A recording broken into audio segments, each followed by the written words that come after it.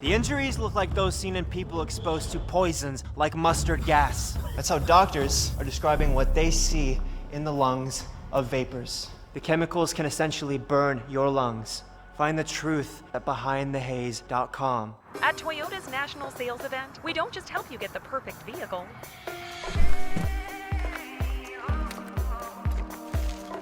We're here to open new doors that lead to your road to greatness.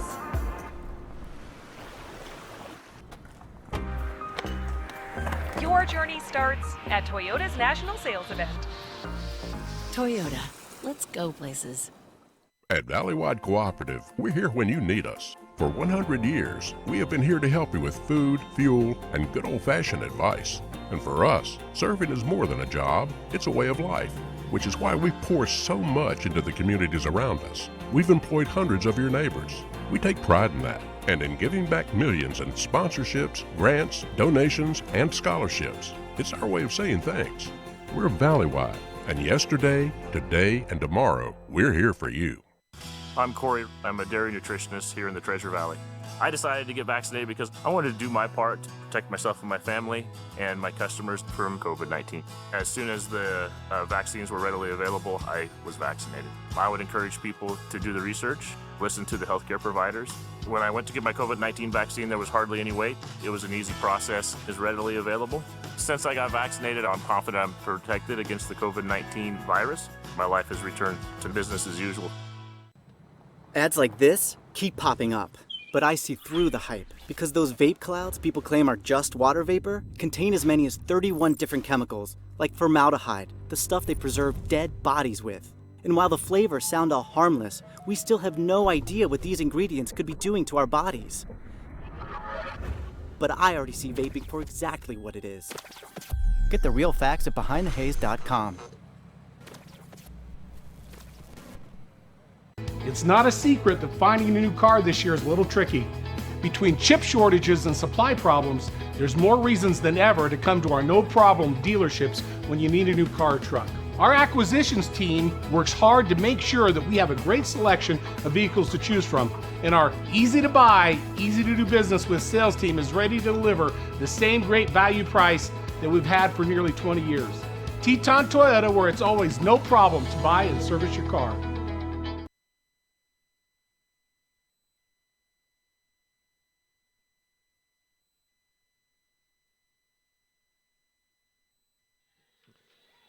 Well, good afternoon, everyone, and welcome to the 2021 Rocky Mountain Rumble. Lance Taylor, C.J. Parkinson, and Lauren Jensen along here the call with you for all of these games.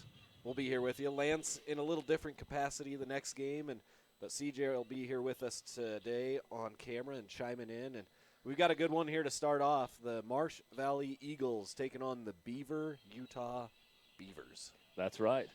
Those are a couple of easy mascots. It's not like the Boilermakers or something like that. You get the Eagles and the Beavers. Single syllable. Eagles and the Beavers taking each other. Marsh Valley in the light blue with the red helmets down there.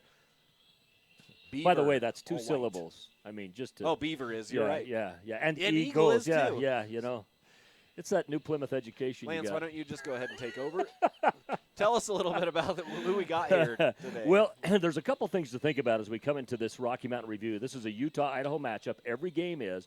Utah has 2 weeks under their belt in this season. So each team comes in with 2 games under their belt. Of course, Beaver, no exception to that. And Beaver, kind of a side note, they have not lost a game in the last 2 seasons. They are 2-time state champions in a row. And just to kind of give you an idea, they beat Duchesne last year 42-0 in the state championship. The year before, they beat Milford 45-6. Their last loss, you have to go all the way back to November 3rd of 2018 before they had another loss. So Beaver expects to come up here and do a very good job against Marsh Valley. Now, Beaver's 2 wins on the season coming into this game. They knocked off Kanab, which is the farthest south team in the state of Utah, 28-0, and Grantsville, to 14, and this is the smallest school size that plays football in the state of Utah. Once you get below that, there's no 8-man leagues in Utah, so teams that cannot field it, which are usually the 1A teams, this is a 2A team, they actually play 2 seasons of baseball. So they have a fall baseball with a state championship and also a spring baseball with a state championship for those school sizes that are not able to field an 11-man football team. So as you look at Beaver, they come in expecting to win this game. Of course, for Marsh Valley, this is their first game of the year. They went 3-6 last year. There's a little bit of an asterisk by that as Hunter Roche was hurt for a lot of the season. Was hurt for a lot of the season. They expect to do very, very well this year. They lost their season finale last year to American Falls, which for Marsh Valley is kind of a no-no. And they expect more out of their team this year. And Marsh Valley comes in this game expecting to pick up a victory as well. Yeah, get a good opening matchup. Of course, like I said, first game of the season for Marsh Valley. I want to remind everyone this is an IdahoSports.com game stream production of East Idaho Game Night, part of our East Idaho Game Night series, even though we're here in the afternoon of the opening day of the Rocky Mountain Rumble, presented by the Teton Auto Group, and it's also brought to you in part by your local Toyota dealer, Project Filter, and Valley-Wide Cooperative.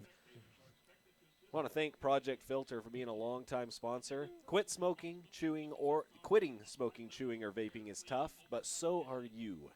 If you're ready to quit, there is help. Visit projectfilter.org or call 1-800-QUIT-NOW today. So a huge thanks to all of our sponsors. We'll be hearing more from some of our local sponsors as our game goes on. We're getting ready for the national anthem right now. We're going to step away. We'll be back for the kickoff here on IdahoSports.com.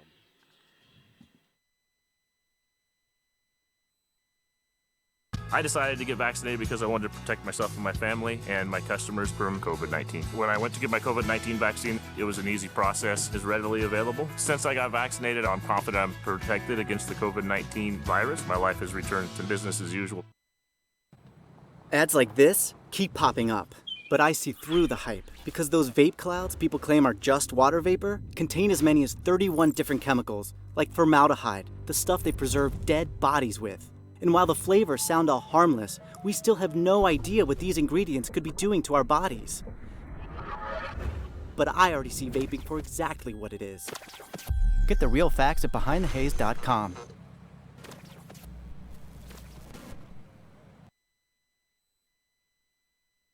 Scott here from Teton Honda in Pocatello.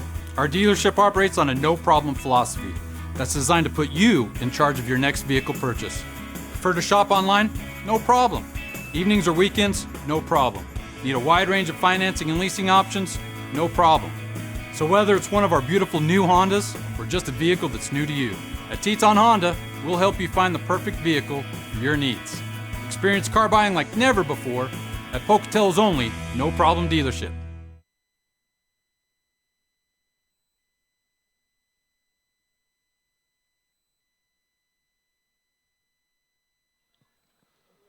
Well, welcome back here as we are about ready for kickoff, the opening game of the 2021 Rocky Mountain Rumble here at Madison High School Bobcat Stadium, one of the premier stadiums here in the state of Idaho. Pretty new. It's only been open, 3 years now, Lance? Yeah, I mean for football. Yeah. You can't beat this. I mean, there's no high school, and there's some nice high school stadiums in the state, but nothing that matches this. Yeah, beautiful turf field down here on a beautiful day. The last time we were here at Bobcat Stadium, we were shuddering underneath a tent in the cold and snow and wind. So I'm happy for the beautiful sunshine. A little breeze coming out of the south. Yeah. And of course, that was a state tournament game last year. You know, something to note about these two teams, we talked about Marsh Valley coming in. This is their first game. Beaver has 2 games under their belt. Earlier on this week, Brandon and I in the East Idaho podcast kind of talked about who has the bigger benefit, you know, the team that's been on the field or the team that was able to scout a team, you know. Of course, Beaver wasn't able to scout Marsh Valley, but Marsh Valley hasn't been on the field yet either, but they've been able to scout Beaver. So it'll be interesting to see what happens in this matchup. Just a little side note, last night, Marsh Valley's JV took a big fall to Beaver's JV, but the 8th grade game, I guess, came down to a final play. So the opening kickoff taken by Marsh Valley. Beaver won the toss, deferred to the second half.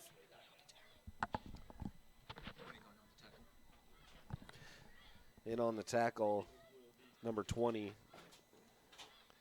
Of course, Taggart Harris for Beaver. If you're looking for a geographic kind of location, Beaver is located about an hour and a half north of St. George, Utah, about 45 minutes or so north of Cedar City, Utah. They're up in the high mountains.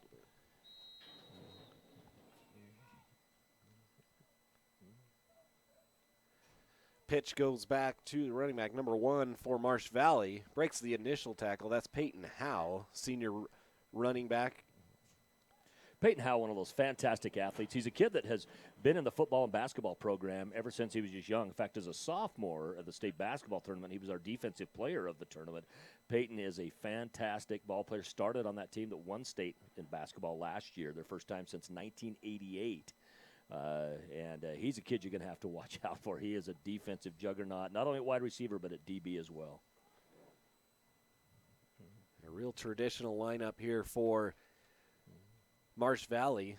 Handoff again, this time over the right side. Nowhere really to go. Picks up a couple of yards out to the 22. Yeah, and that's going to be Michael Belknap. Michael Belknap, one of their big-time runners, a senior this year, had a really good season last year. You'll hear the name Belknap a lot. This is the Michael version of Belknap. Yeah, Bradley Belknap listed in there as a junior. Michael's a senior. And then also Bryson Belknap, a senior wide receiver. Starting quarterback, Hunter Roche, senior for the Eagles, as they face an early 3rd and 5 here from their own 22. Man in motion's Howe across the line. Little read option. And he gets it away. It's caught by Howe down the field across the 40. 1st and 10 for the Eagles. Yeah, and that's really what Peyton Howe can do for you, but it was really set up. When you look at Roche and his ability to just kind of avoid things in the backfield, you notice he doesn't panic. He just did the slight sidestep to the right to avoid the tackler, was able to get it off, and once you get it in the hands of Howe, very good. Yeah, Howe's not a big kid down there, but he good runner after he caught that ball. And Roche, yeah, like you said, good sidestep. And now he lines up in the gun. Back to pass. Looking for Howe again. Howe behind the defense. It's caught inside the 30 down to the 28-yard line. 1st and 10 for the Eagles. Peyton Howe is fantastic. He's a kid you are just flat out going to have to pay attention to every single play. He's like what Gary Payton used to talk about playing basketball against John Stockton, where the hard thing was he never took a play off. And so you knew you had to play every play. That's the way Howe is at football. He plays every single play. Yeah, great job getting behind the defense and a great catch out there.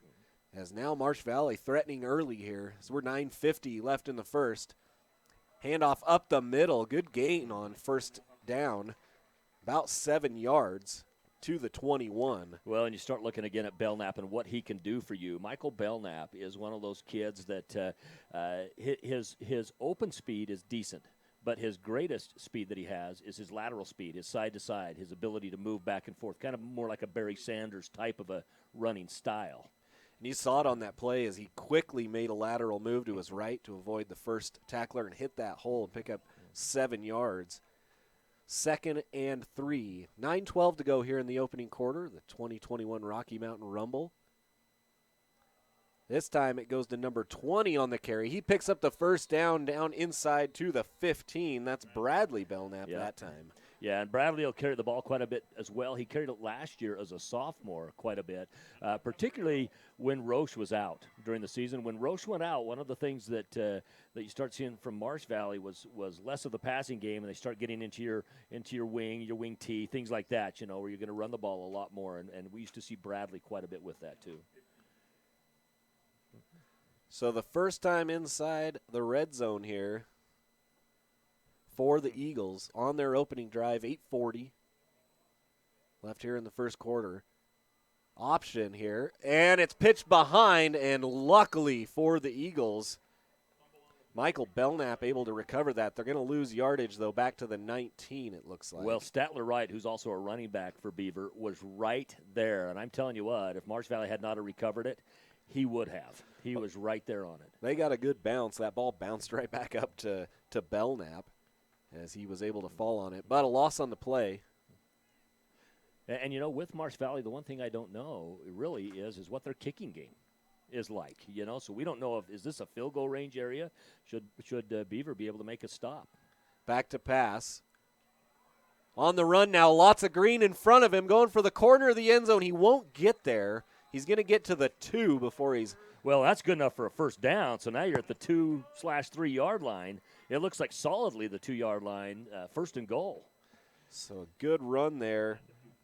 That time from Roche as everything kind of opened up down the right sideline between the hash and the sideline, and he nearly got to the end zone. But here it is, first and goal for the Eagles, 7:50 on the clock.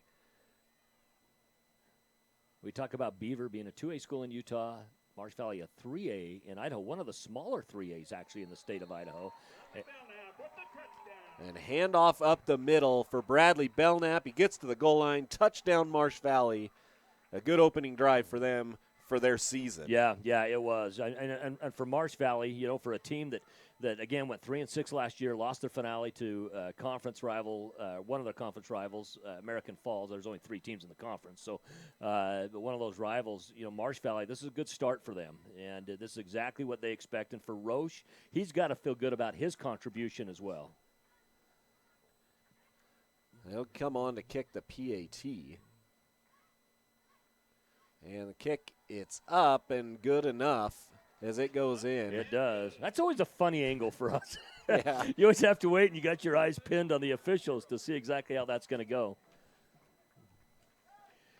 Well, Lava Hot Springs is your destination for a relaxing day away from it all. Just 10 minutes from McCammon and I-15. Let me just say this. If you can make it there from I-15 in 10 minutes, you're driving a rocket. But I love Lava. That's a little quick. They're open daily from 9 a.m. to 10 p.m., 11 p.m. on Friday and Saturday, and are happily welcoming visitors to sit and enjoy their world-famous hot pools. The all-natural geothermal hot springs are always a warm 102 to 112 degrees. Their indoor aquatic center is open for the fall season beginning October 1st, Friday through Sunday, and offer kiddie splash time on Tuesdays and Wednesday mornings. Lava Hot Springs is taking extra precautions to ensure your safety at this time and asks patrons to be respectful of others as you come and soak all your worries away. Check out LavaHotSprings.com for more information if you have not been to Lava. It is one of the greatest places in Idaho to go. I love it, but I got to tell you my story. I went down there a few weeks ago with my boys, and it was closed. They had a broken pipe. I called the number, yeah. and they had a broken pipe. Yep. We still had fun in Lava, and the lady could not have been nicer that I spoke to. She says, we are so sorry. It just happened like the day before. And, you know, and anyway, it's a great place. Great community. Just kind of as a note there, that is one of the communities that attends Marsh Valley High School. Marsh Valley, where the high school sits, kind of out in the middle of nowhere, it looks like. But you bring people in. Aramo, right? Yeah, Aramo. You bring people in from McCammon and Lava and some other places around. So that just kind of gives you an idea of where that is. But Lava Hot Springs, got to go there, guys. Yeah, Beaver, they would have driven right by Marsh Valley's high school on the way up here. Well, and their JV and 8th graders actually played a game there last night. Kickoff taken by number 3 on the return for Beaver, and he's drugged down from behind at the 24. That's Kobe Carter on the return, and that's where the Beavers will take off on their first possession of this ball game. Yeah, and the officials might have been able to justify a horse collar tackle on that. That's kind of what it looked like from our view. Of course, they're right down on it. We always give them the benefit of the doubt, but certainly the Beaver coaches wanted a horse collar on that. So 1st and 10 for Beaver.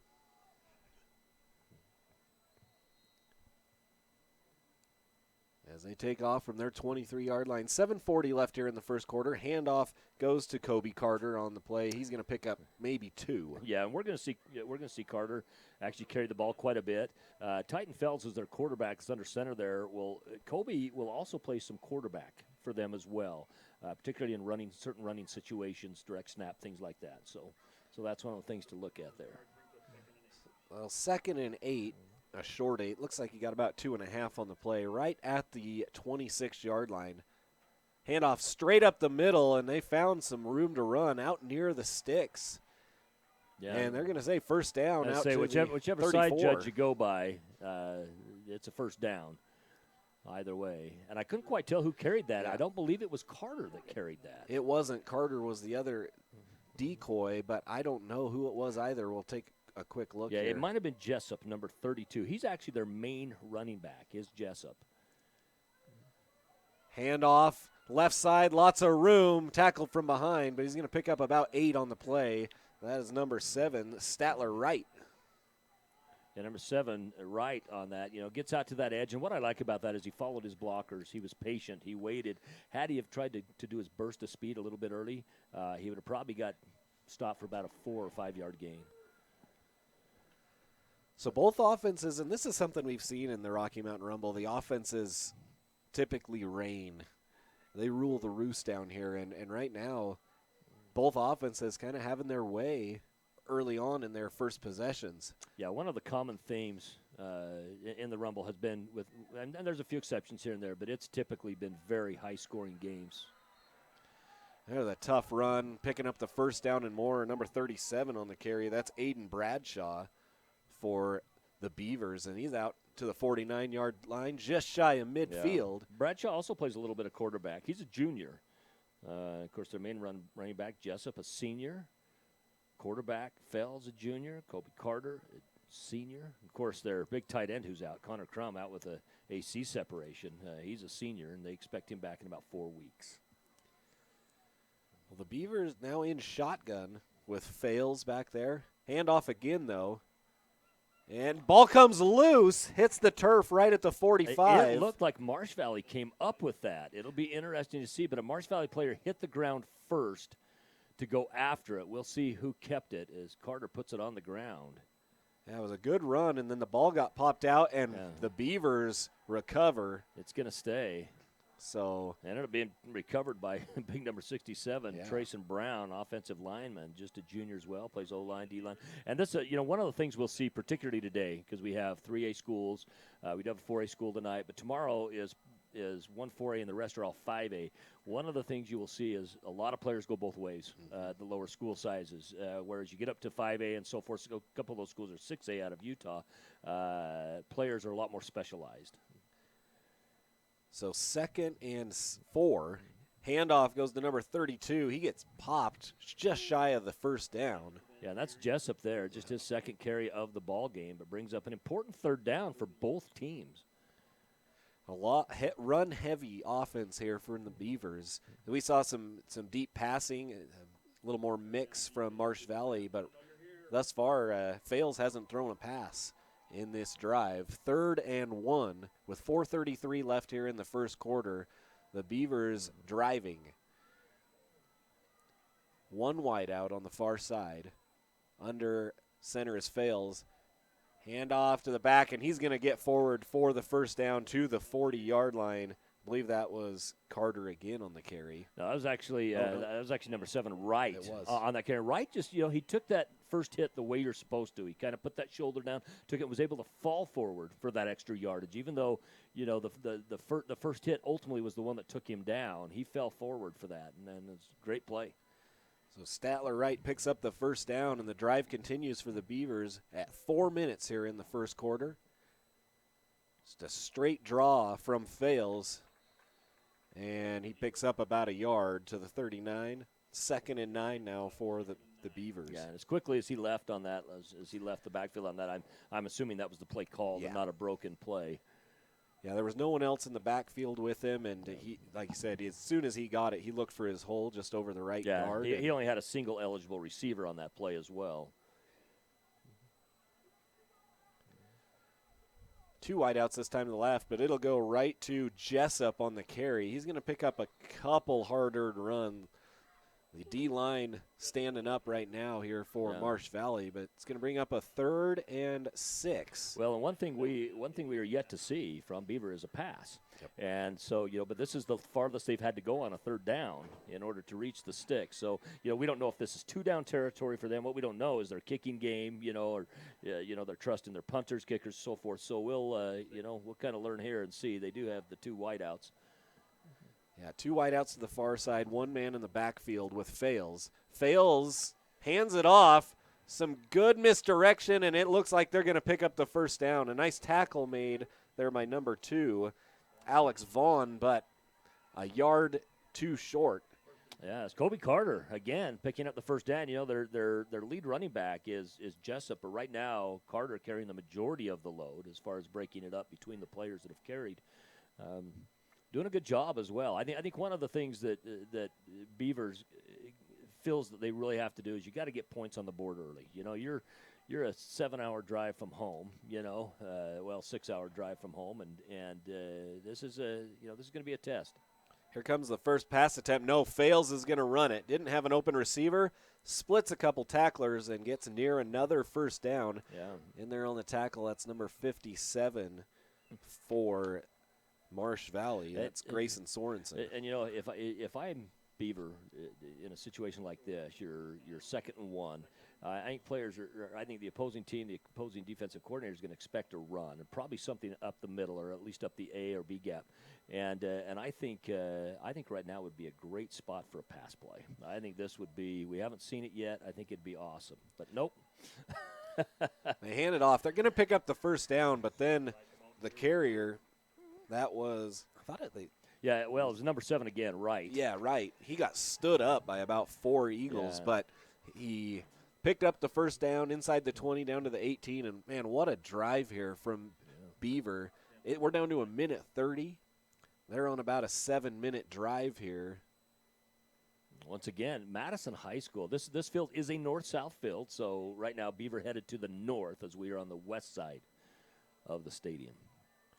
Yeah, just a beautiful day here in southeast Idaho. It's supposed to be even nicer tomorrow. Man in motion. Handoff up the middle, though. Goes to Jessup. He breaks through into the secondary and all the way down inside the 10 to the 7. Yeah, and it's going to be a 1st and goal for Beaver. Great position for them, especially as much time as they've been able to work off the clock. And for them, they've got to like the fact that they have worked this much time off the clock, because you saw how quickly Marsh Valley scored in that first quarter. Yeah, Marsh Valley a quick strike, with some deep pass plays. And now all of a sudden Beaver, the exact opposite. They haven't thrown the ball yet. And now they've got 2 wideouts here to our near side, but they're 1st and goal from the 7. Fails, handoff again, room to run, cut down at the 3. That's number 22, I believe, that made the tackle. It was. That's Belknap. And then Carter, of course, on the run. And, again, we're seeing players that we're calling on both sides of the ball for these 2 teams. As these, smaller schools, you got to run players both sides. The other thing I noticed, though, looking at rosters, is Beaver has a probably 12 to 15 more players on their roster. Yeah. I don't know how many of those guys are going to see the field tonight, but they do have a lot of kids over there. Handoff at the buzzer. Touchdown. We end the quarter on a touchdown, and Carter, Kobe Carter, who started the game, or at least the possession with a carry for Beaver, is the one that ends it with a touchdown. Yeah, great drive as the quarter ended. He gets into the end zone, and now they'll bring on for the PAT. That's number 18,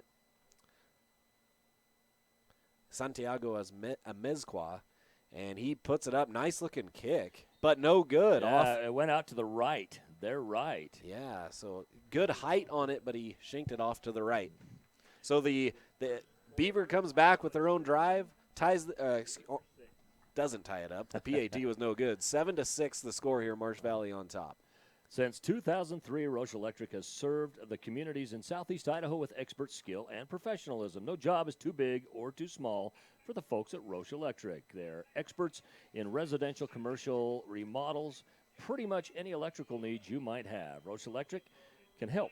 Give Roche Electric a call today to get started on your next project at 208-681-4440. From the entire team at Roche Electric, they say good luck to the Eagles. And an Eagles team that does have the 1-point lead going in, as they were able to get their extra point on that. And for Beaver, you never know. We don't know what this game's going to come down to, but an extra point has won and lost many a game. Yeah, you hate to see that. And Santiago, he's got a good foot on him.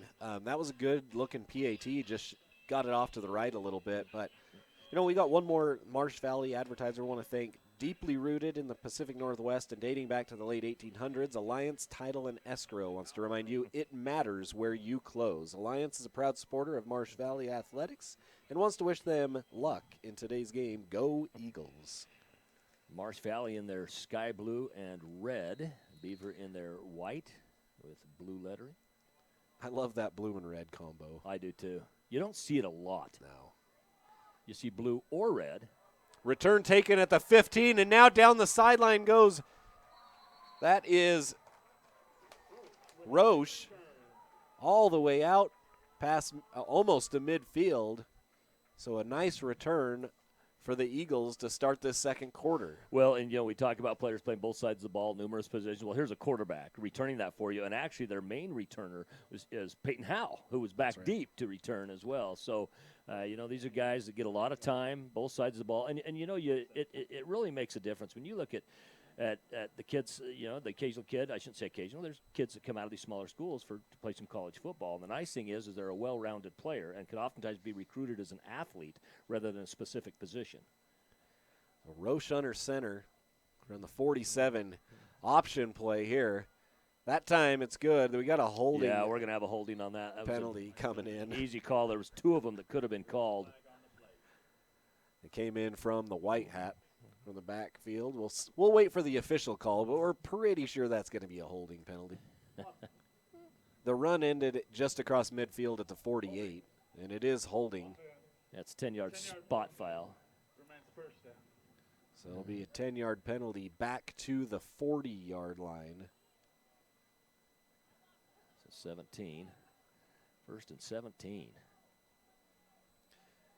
Yeah, as you mentioned, it'll remain first down.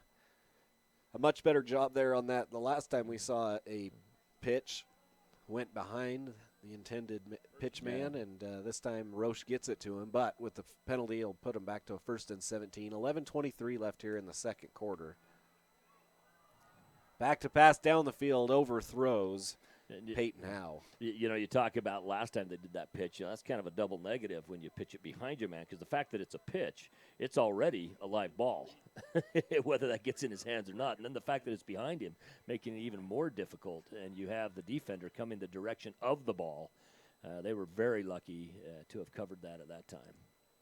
I do like that play call right there by Marsh Valley. Go ahead and take a shot on that. Oftentimes defensive coordinators just feel like you're going to try to spend that play getting that yardage back that you lost on the penalty.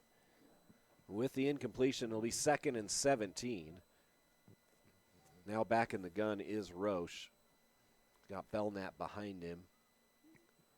Now back to pass. Roche in trouble. Gets rid of it down the field.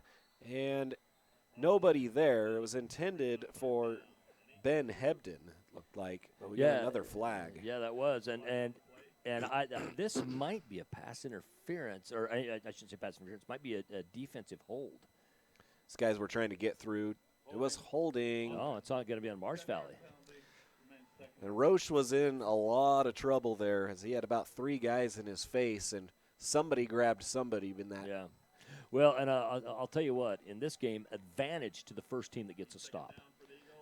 Because Beaver really had no answer on that first possession for Marsh Valley, and Marsh Valley had no answer for the Beavers on their first possession, as they marched down the field methodically as well. So, whoever makes that adjustment first can really put a lot of pressure on their opponent.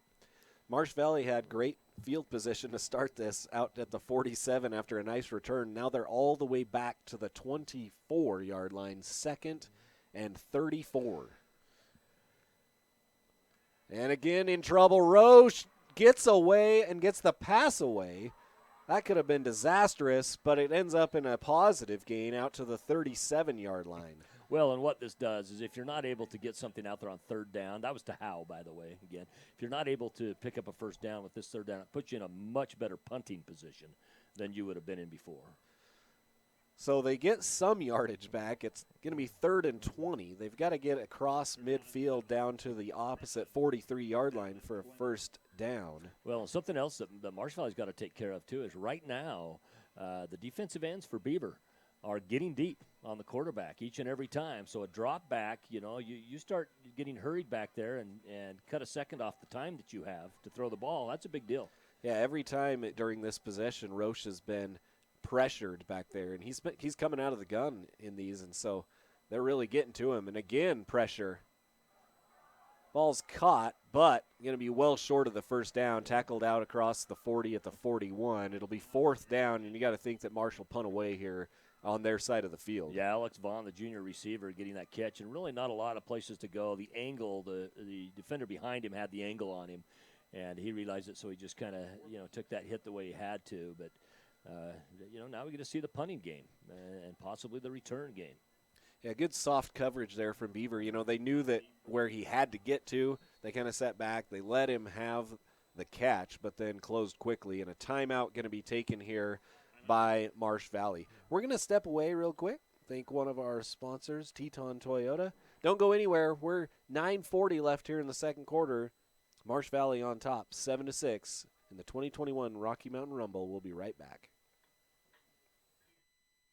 Lead the charge into a brighter future with the all-new 2022 Volkswagen ID4.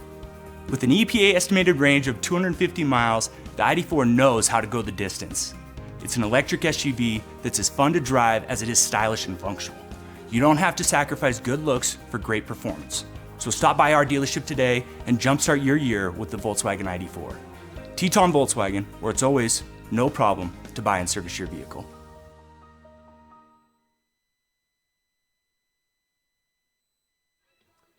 Welcome back here as Marsh Valley just took their timeout. It's 4th down and about 15 for the Eagles. They've got the punter out there to kick away. Remember that Idaho Sports does a lot more than just broadcasting. Continue checking back to the website for updated scores, schedules, standings, polls, action photo galleries, and written content from every corner of the state.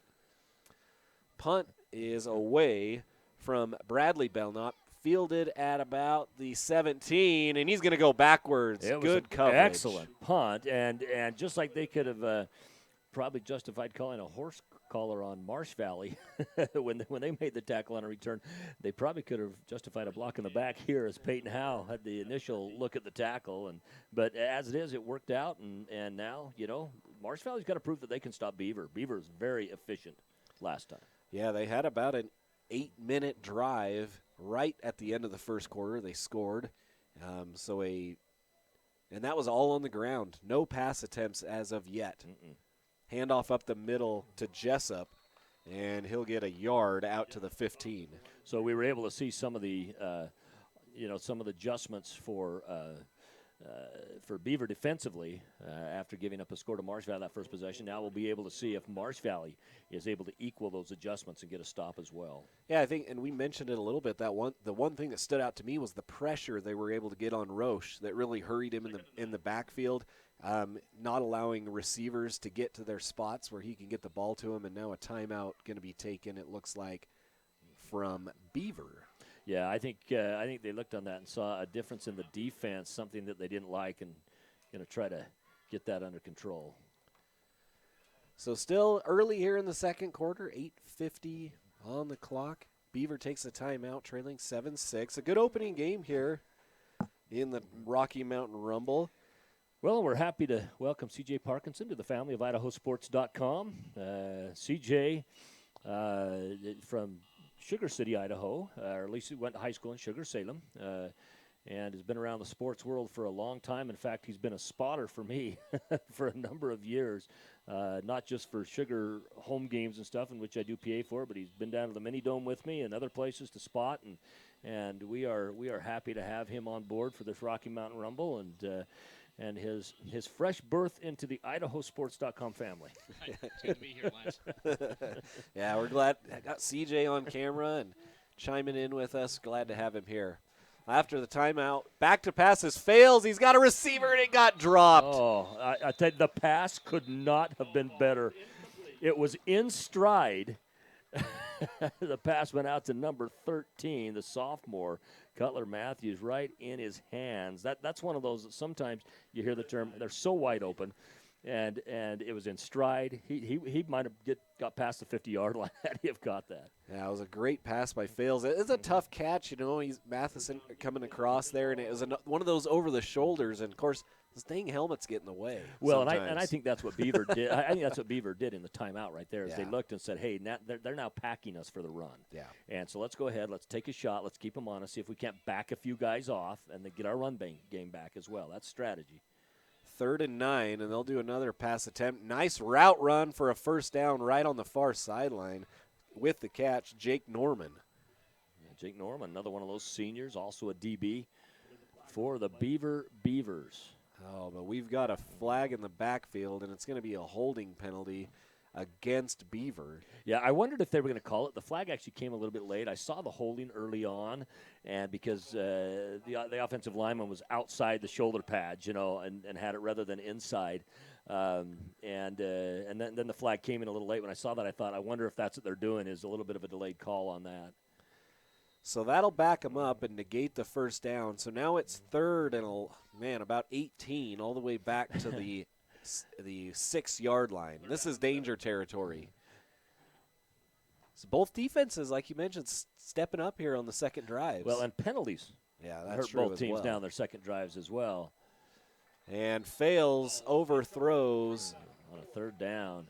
And interesting, this could give Marsh Valley some very good field position. One thing that I always joke about with the Madison field, it's such a beautiful environment, but it's also soccer field. And you notice the little yellow dot down right in midfield by the goal line. I always think that's a flag because it's the size of a flag down there. The other lines are long, so no worries. But and I'm not a soccer guy. I don't even know what that dot's for. I don't either. Not a great punt. No. Great bounce. Yeah, it takes a nice roll. It's going to get out all the way almost to midfield after it hit about the 35. Yeah, that ball in the air was probably, only a 30-yard punt, 35 yards maybe, and it certainly took a Beaver bounce. So it'll end up at the 49-yard line. Still great field position for Marsh Valley as they're able to take over inside Beaver territory. It begs the question, the Beaver. So it begs the question, are there any Beavers down there? There's got to be, right? Got to be. I'm just kidding. Of course there are. I spent a lot of time in that area. I remember hunting with my dad as a little kid. I grew up in Cedar City, Utah as a kid. My dad taught there at the college for somewhere between 35 and 40 years. We used to go up to Beaver a little bit and actually a lot. It's a great place, great people. Roche under center. Handoff to Belknap. Belknap, room to run. Finally gets tackled. Yeah, this is the Michael version of Belknap, and for Marsh Valley, that's really their best run from scrimmage today. Yeah, Kobe Carter in on the tackle. And that's, in the run game, when you've got your safeties and maybe sometimes your corners making the tackles, that's a bad sign. You want to get that defensive line making the tackles there, and maybe the linebackers, but that time Kobe Carter well into the backfield as a first down for the Eagles. Roche under center, I formation behind him. More running room. Yeah, this is Belknap again, but the different version of Belknap, the Bradley Belknap sign. And, Beaver took a chance with a blitz on that. They brought one of their linebackers up and sent him in on a blitz, and that was awfully tough.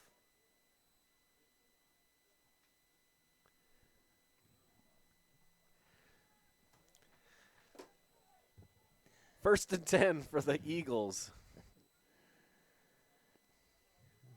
Driving into Beaver territory.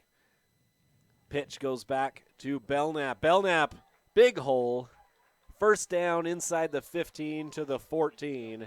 Boy, and what a fun job watching the chess match between the two coaches right now of who makes the adjustments. And really, let's face it, I've always said a lot of coaches, most coaches are good halftime adjusters.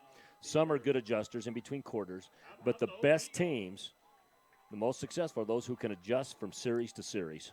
And even those that can adjust from play to play are even better. But we're seeing that from both coaches here. Another timeout taken here. I believe Beaver took that timeout as well. Just recognize our sponsors again. Teton Honda, Teton VW, Lava Hot Springs, Roche Electric. Those are all good sponsors of ours. Make it so we get paid. That's right. And our major sponsors. Well, Paul makes it so we get paid, but these guys make it so Paul's able to get us paid. That's right. Teton Auto Group, your local Toyota dealer, Project Filter, and Valley-Wide Cooperative. I actually stopped at Valley-Wide on my way here, picked up some refreshments. Did you? So well, thank you very much, Valley-Wide Just not Cooperative. too far from the stadium here. Just It's down right the up road. the road, yeah. Of course, now that you're living in this general area, you get to fancy all the close places. All the fancy spots here in Rexburg and Sugar City, right? That's right. Yeah, the only downside is that Walmart. The only downside is that at Walmart, if you're living on this part of town, you have to drive halfway across town. That's right. Even more than halfway. Walmart's only like 1 mile from my house, so I don't have anything to complain about. I've heard they've kicked you out of there several times. Handoff up the middle. Got to quit wearing your bikini into Walmart. I only wear the bottoms. That's true. 2nd and 5. Another great run by Belknap. Gets down inside the 10-yard line. And I'll tell you, for Marsh Valley, they can still pick up a first down, before getting into the end zone. And for the Beavers, having been stopped deep their last time, giving up that good field position is hurting.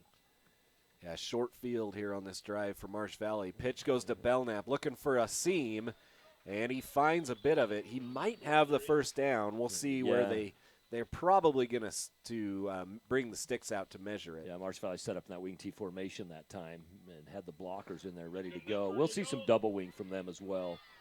They don't bring the sticks out. They say that's a first down. It's 1st and goal right at the 3. Well, that's something that has changed in football at all levels. The chains coming out used to be a coach's call, and that was it became a stall tactic. There are times they're calling out you're 3 yards away. Sticks, it's not even close. And it became a stall tactic. So they could talk to players and stuff. And I'm glad they just said no. There's some that we're going to eyeball, and it's obvious, and we're going to go with it. So 1st and goal, power formation here, and false start.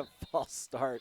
Belknap was on his way to the end zone. Yeah, it was Bradley Belknap in this case. And Bradley kind of looks at everybody, but he's the only one that jumped, so he must have been the one that heard it wrong in the huddle rather than everybody else. It's like, I'm the only one that got it right. You guys all did it wrong. Probably not in that case. That happens, especially first game of the season. Try to get some of those things worked out. But Belknap, that'll push them back. 1st and goal now from the 8. Funny thing is that I remember my first time spotting for Lance down at the Dome for the Rocky Mountain Rumble. It was Hillcrest versus Raymond. Alberta, yeah. And that game, I saw so many false start penalties. It was just Roche trying to get to the corner, but he gets tackled for a loss back outside the 10. It's going to be 2nd and goal now from the 11. Well, the reason why Raymond's you got so many false starts in that is because Canada, man, they're trying to take off before the ball snapped. That's right. I mean, Canadian football rules are very similar to your arena football, where running backs can be on the move beforehand. And in fact, that was a very good game. That was a game where Raymond jumped out and was just absolutely shellacking Hillcrest. And Raymond's a lot smaller school than Hillcrest is. And their linemen, they still had a lot of 165-pounders and stuff, but they had some speedsters. But then in the second half, the size of Hillcrest just overwhelmed them and just wore them down. Hillcrest came back and won that game. But, yeah, we've had some teams from all over the place in the Rocky Mountain Rumble. Yeah, teams out of Colorado, teams out of New Mexico, Nevada. Double handoff here, and it ends up in the hands of Peyton Howe. He picks up a few yards, but it's going to be now, is it 3rd and goal? Third and goal. And I'll tell you what a great defensive play from Beaver as you look at that, because most of the line actually went with the initial handoff. And on the second handoff that came to Howe, a couple kids stayed home, which is so important. We're able to get the stop. Yeah, you got up on there on the line, big number. Well, they got 77 there. I don't see him on the – I don't have 77. Yeah, I don't either. But we got 67, Trayson Brown up front there. Maybe 77, maybe Braden Evans, maybe Skylar Lefferts, 77 or 78 and 76. Little fade route, and we're going to get the flag. Yeah, and this is going to be an automatic first down. That was the easiest pass interference call of the season so far, that we are a little over a quarter and a half into. Yeah, Peyton Howe was headed to the corner of the end zone, and he got grabbed from behind by Bentley Bradshaw. Yeah. Probably saved the touchdown. Yeah, well, I mean, Bradley, Bradshaw, I think he realized that, listen, it's either pick up the penalty or give up the touchdown, because what happened is he got juked about 3 yards off the line by Howe, who took him to the end zone. And so, Bradshaw did the right thing. He did what you have to do in that scenario. So it's third and oh, that's right. Third and goal. Third and goal. It's not the automatic first anymore. No, and NCAA automatic first, NFL automatic first. Half the distance to the goal from the spot, I believe. And so now we're inside the 5. So we've still gone backwards from the initial first and goal. But an opportunity here. Pitch goes to Michael Belknap. Belknap, touchdown. Flag comes in, though, late. Yeah, and I think the flag might be a face mask. We're going to see this. It might be a face mask. Came in from the far side official. And he marks it back at about the 2. Yeah, so this is going to be on Marsh Valley then, because he's putting his flag where it needs to be marked off from. So they're going to get a hold. It is holding as the initial.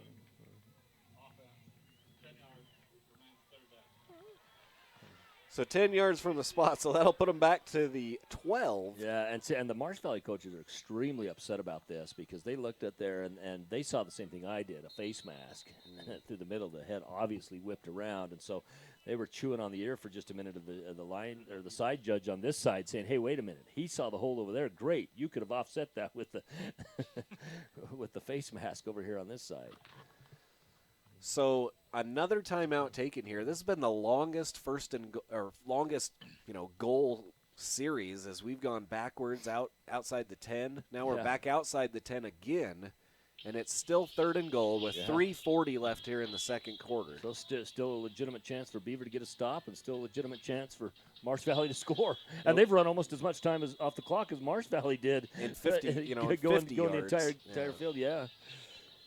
Just a long series here down inside the goal line for Marsh Valley with penalties and tackles for loss. And a good job from Beaver's defense to stand up here.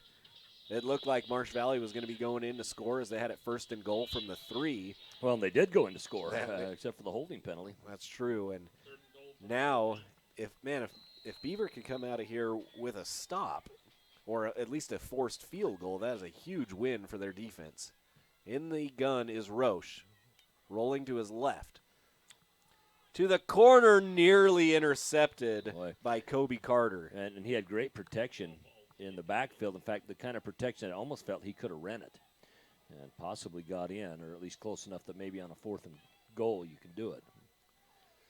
So now it is 4th and goal from the 12. Again, we do not know what Marsh Valley's kicking game is. In fact, we don't even have a kicker listed on the roster. I think it was that kicked the PAT. I believe it was Michael Belknap, but like you said, a PAT is a lot different than a field goal. Yeah. So now another timeout taken by Marsh Valley this time. Well, you got 3 per half. You might as well use what you can. They are not going to let them go to waste. No, they don't carry over. Kind of give a good look at the games we got coming up here in the Rocky Mountain Rumble. Of course, Marsh Valley Beaver here is our game right now. Sugar Salem and Morgan. That'll be an interesting one as Morgan was your 2019 3A state champions in the state of Utah and were runner-up last year. Sugar Salem, your 3-time reigning 3A state champions here in the state of Idaho. And then the nightcap tonight at 7 p.m., Skyline versus Green Canyon. Green Canyon, if you're looking for a geographic mark on that, Green Canyon is out of Utah. They're in the Cache Valley area, so one of the new Logan area schools. And then tomorrow, big one on the docket with Coeur d'Alene versus Lehigh. And how about when you're the in-state team and you had to travel farther than the team coming from out of state? And then Pocatello, Ogden, Highland, Alta, and it'll be wrapped up tomorrow night by your host school, Madison, as they host Bear River from Tremont, Utah. It's up in Coeur d'Alene earlier this week, actually. Beautiful place up there, but you're right. It's about a 7-8 hour drive to get here. They go for it, and the ball's on the turf, picked up, and Roche is going to make the tackle, but Beaver comes up with a big stop, and he Beaver got the fumbles it. Beaver fumbles it, and Marsh Valley gets it back. Now the White Hat is saying Beaver ball, saying that he was down, but Roche is saying, man, I recovered that. Yeah, all of them were. And it did come out, but it just depends on whether his knee was down or not. And it very well could have been down. I was blocked a little bit from that, but the ball definitely came out. I just couldn't see whether it was the knee down or not, and the officials are talking about it. And they're going to go with the White Hat on that. Yeah, what really surprises me on that with the White Hat, You need to talk to your officials. Rather than make a call that quick, talk to the other officials and then do it because they might have seen something you didn't. Now, keep in mind, for a lot of these officials, probably the first game of the season as well for them. Yep. I don't know, but I'm assuming these are officials out of District 6. They are. Now we're going to get a hold in the backfield here. This is going to be against Beaver, another ball that was put on the ground, but the hold will bring it back anyway. So a little craziness here at the end of a long end of the second quarter here is Marsh Valley had it 1st and goal on the 3, unable to score.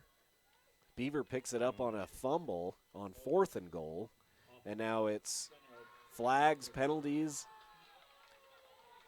have really extended the end of this half. Yeah, it has, and Marsh Valley, after a big long drive, it came up fruitless for them. Great stop by Beaver, and now our score remains 7-6. There's been a lot more action than what a 7-6 score shows. Well, Marsh Valley scored early on their first possession, then Beaver just marched it down and scored on their first possession. I was ready for a high-scoring game, and it's really the defenses have really stood up here. Pass out to the sideline, gets one and both down. Yeah, it's both feet in. Yep. Yeah, it would have. That was actually a great catch that time by number 29, Jake Norman. We've called his name before, wide receiver, DB, senior for the Beavers. I love it. The Marsh Valley coach on the sideline asking, he's juggling it signal, and I'm like, yeah, you're not going to get that on that play. No, that was good. That was even good from where we sit. But as a coach, you got to try. 2nd and 11. Now from the 31. 3 minutes left here. Fails, rolling to his left, looking for room to throw. Flags behind him. That ball tipped by Marsh Valley and then caught. We're going to get another hold back here. And one might be for a hold, and one might be for a late hit on the quarterback. That's going to be a chop block, outside of the box. So Marsh Valley, they'll gladly accept that penalty. And 10-yard penalty from the spot, so that's going to take them way back. I believe it's from the spot. It is, because the spot was in the backfield already. So that'll march them all the way back to the 12. After a first quarter that was just filled with sensational offense from both teams, a quick offensive strike from Marsh Valley and then a really methodical strike to end the quarter from the Beavers. The second quarter, one word describes it, penalties. That has really described the second quarter. There have been a lot of holding penalties, a lot of penalties in the backfield mostly. A little screenplay set up for number 3. That is number 3 is Carter, and then it was Belknap. Bradley Belknap chased him down, was able to get to him over on the sideline. Also, along with Alex Vaughn. Alex Vaughn, the junior wide receiver and DB, out there as well.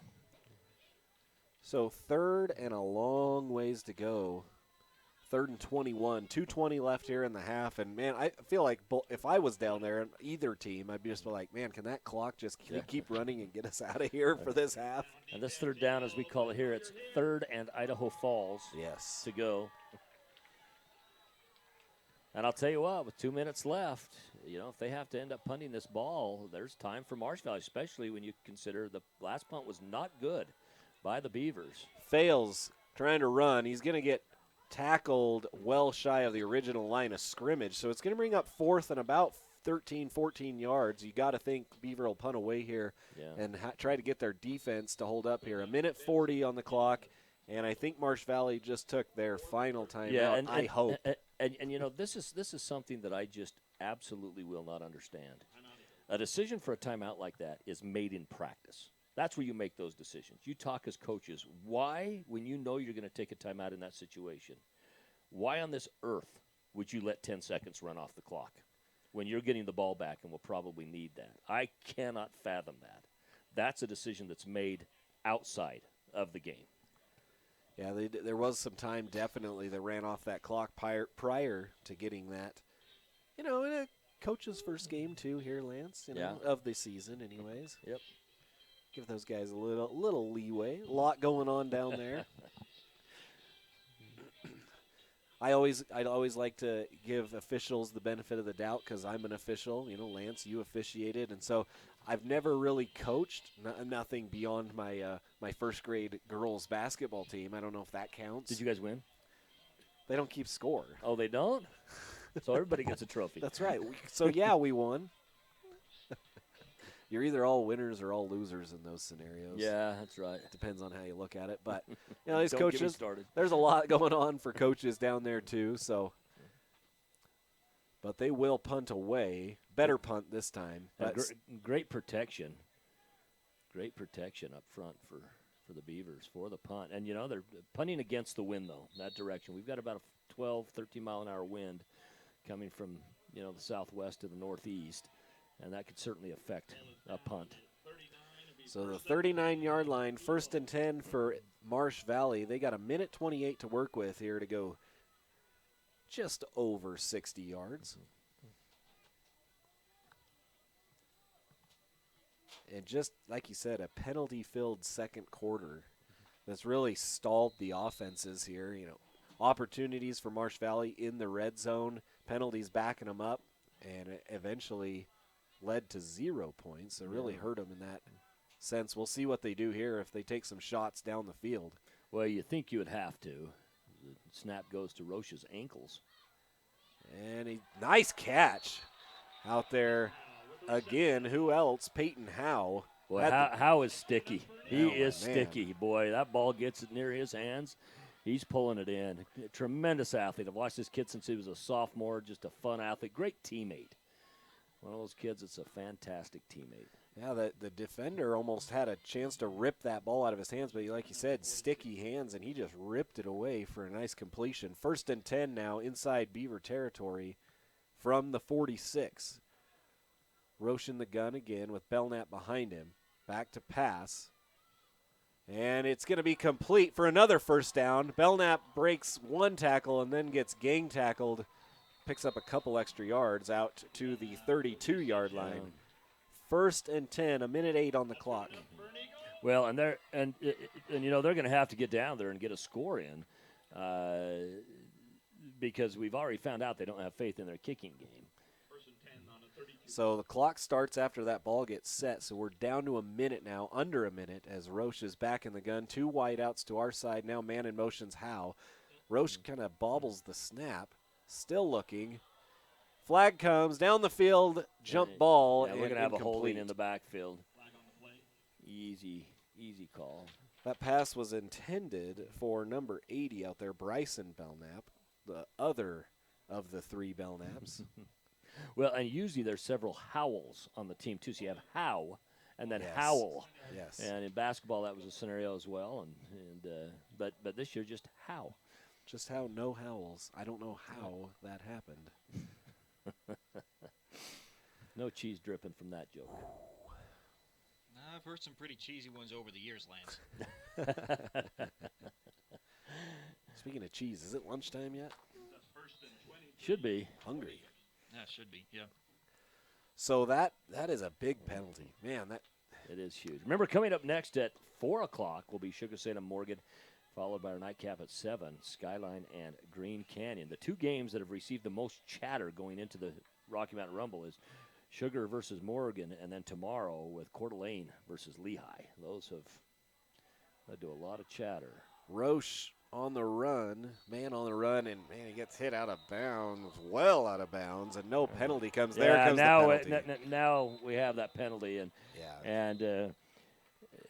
that's going to be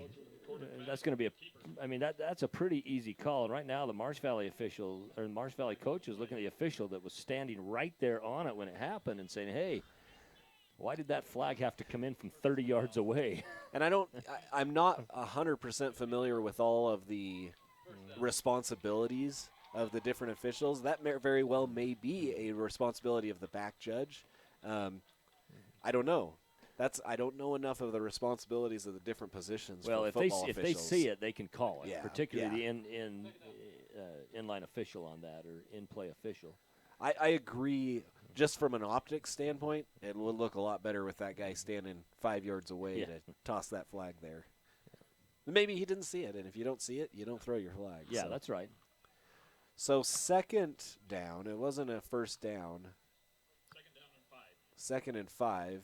The penalty didn't give them enough for the first down. It did stop the clock, though, however, which is, of course, it would have stopped anyway because they were out of bounds. Roche is back in the gun again. Time.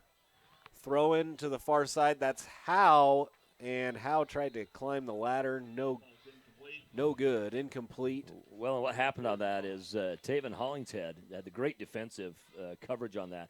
And the ball was thrown slightly to the inside. So ultimately, from a rule standpoint, essentially, Hollingshead now becomes the legal receiver. So now, Peyton Howe has to be careful not to get an offensive pass interference.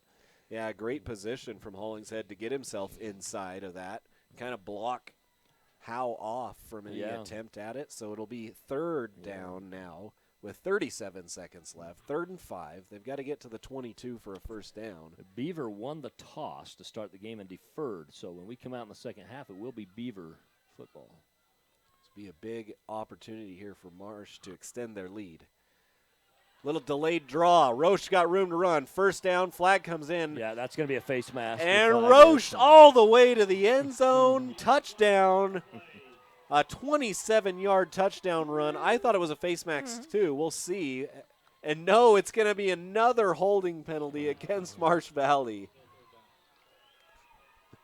So that beautiful run from Roche is going to come back. Yeah.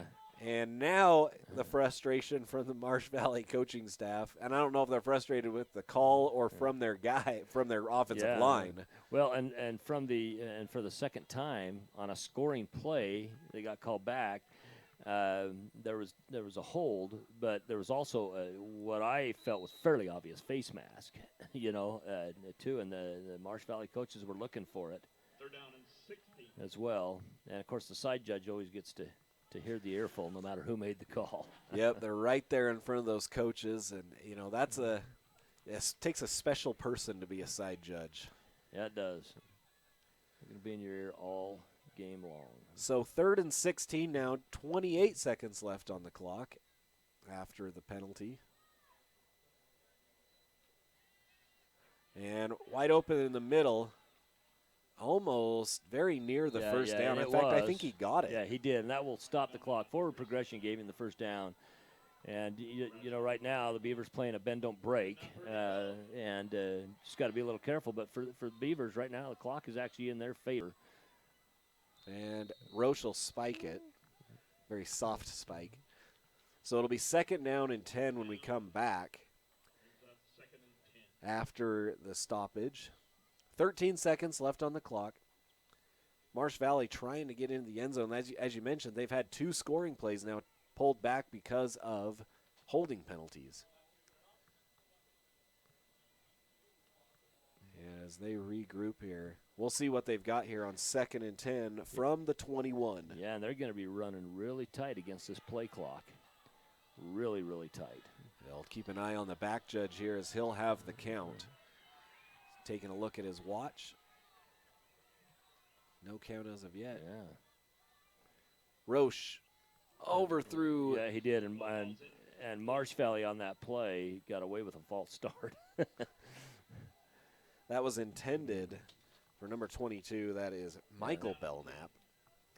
Belknap hesitated just a little bit. Yeah. I think he was kind of going to sit down in the gap there between 2 defenders, and he was led a little bit too far by Roche. Yeah. 3rd and 10, 11 seconds, longest second quarter in history here at the opening game of Rocky Mountain Rumble. Officially. We've checked it with the Guinness Book of World Records. That's right. looking it up here. CJ's especially when you consider our next game is scheduled to start at 4 o'clock. Well, it feels like the longest second quarter in the history of this event. Yeah, at least at this event. We've been an hour here in the first half. Most of that the second quarter. Yeah. Roche looking for somewhere to go with the ball. Nowhere to go. Is he going to get out of bounds in time? He does.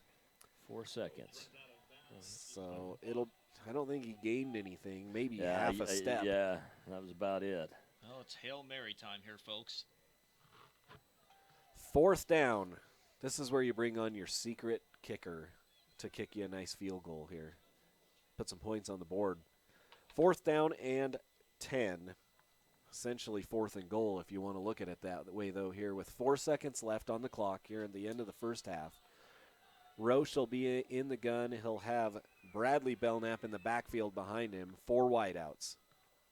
Man comes unchecked off the corner. Roche is in trouble, and he gets sacked. Yeah, great defensive stand by Statler Wright, who just didn't go for the fakes and stayed with it. What a great play by the senior Wright. So that will end the first half. Marsh Valley had some opportunities there late. They had 2 scores come back because of penalties, and that's something you got to keep in mind as we head forward in this game. It's 7-6. Marsh Valley on top, but just by that single point. We're going to step away for a break for halftime. We'll come back. Thanks to more sponsors. You're watching the 2021 Rocky Mountain Rumble here on IdahoSports.com. Planning for back to school. That's why I got my kids vaccinated for COVID-19, so they can be protected from COVID when they're back in the classroom. Kids 12 and older can get vaccinated. The vaccines have been researched and tested. They're safe and they work. Getting vaccinated was quick and easy. You can walk into a pharmacy to get one. We got our COVID-19 vaccine, and I hope everyone will choose to get vaccinated too. Get a free COVID-19 vaccine today. Find a location near you at covidvaccine.idaho.gov. Lead the charge into a brighter future with the all-new 2022 Volkswagen ID4. With an EPA estimated range of 250 miles, the ID4 knows how to go the distance. It's an electric SUV that's as fun to drive as it is stylish and functional.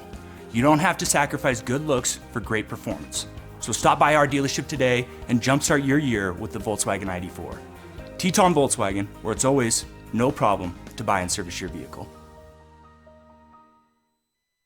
At Valleywide Cooperative, we're here when you need us. For 100 years, we have been here to help you with food, fuel, and good old-fashioned advice. And for us, serving is more than a job, it's a way of life, which is why we pour so much into the communities around us. We've employed hundreds of your neighbors.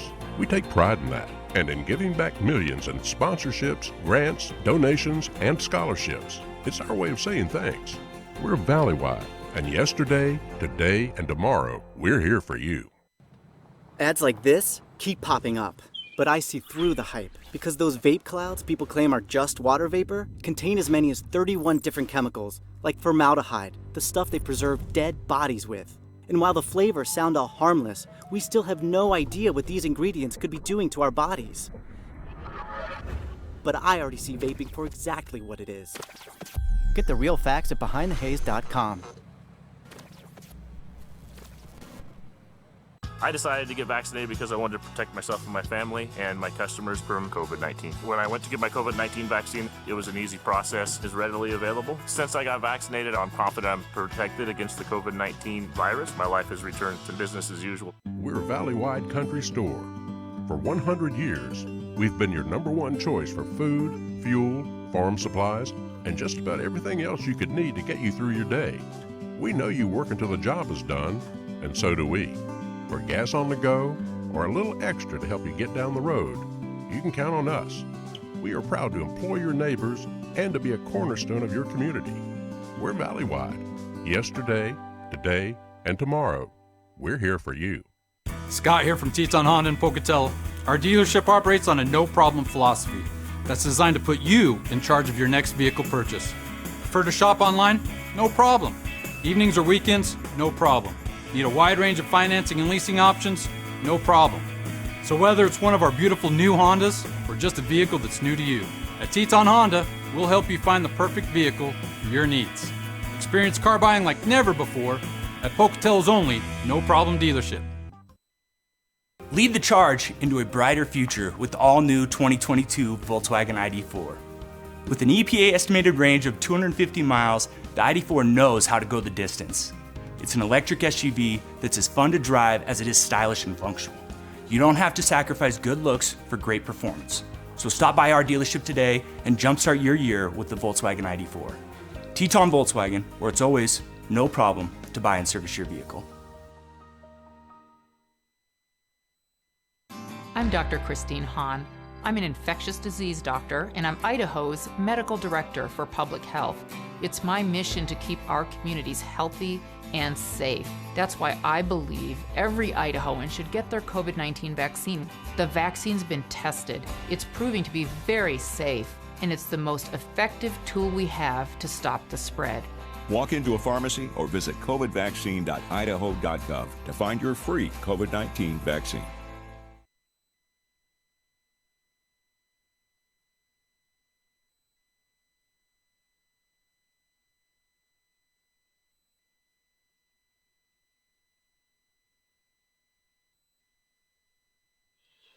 Well, welcome back to the 2021 Rocky Mountain Rumble. We're here at halftime of our opening game. The Marsh Valley Eagles on top of the Beavers, 7-6. The difference, the missed PAT in that first quarter from Beaver. You know, Lance, those opening two drives looked like we were going to have a shootout. Marsh Valley scored in about 3 minutes as they drove down the field with some nice pass plays and running. And then Beaver comes back with a sustained drive to score right at the end of the first quarter. And since then, it's been penalties. Yeah, it has. Second quarter was defined by penalties. You know, those teams really got in positions to score. Penalties are what took it away. Now, and really, Marsh Valley was the only team in a position to score in the second quarter. You know, Beaver did not get in that same position, but Beaver's defense stood strong. They had a lot of players that stayed home the way they should in their positions, and were able to get some key stops, and you know, they benefited as well from some you know, penalty calls against Marsh Valley, which were the correct calls. You know, can't argue with those. And I'm very impressed with both teams with the talent that they bring to the field. I think we're going to see more of that in the second half, as I think both teams will start to clear the penalties up. Yeah, I would suspect we'll see a cleaner second half as well. And you know, it's just a good opening half of football. You know, it's just nice to be back in the stadium. Oh, man. Opening week for the state of Idaho. Yeah. There were 3 games last week, but really the opening week, there's 18 games on IdahoSports.com this weekend. We've got 7 of those. So a full slate, 4 in the 8-man classic on tomorrow that they'll be doing over in Middleton. And then, of course, various games across the state as well. So a great opening weekend of football for high school here in Idaho, and happy to be back on the field. We are. And, of course, these first several weeks, you know, really the first month, we're still in some pretty good weather games here in Idaho. After that, it's kind of a crapshoot. We don't know. You know, you can have a really warm day, or it can be cold. It can be like our last game that you and I broadcasted here last year, which was a state playoff game.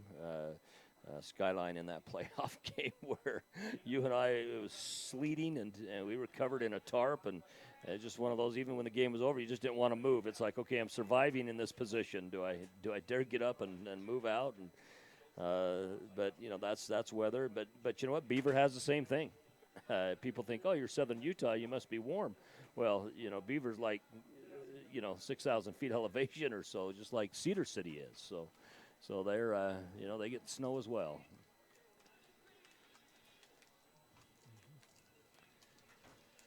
Remember our game coming up next, Sugar Salem and Morgan.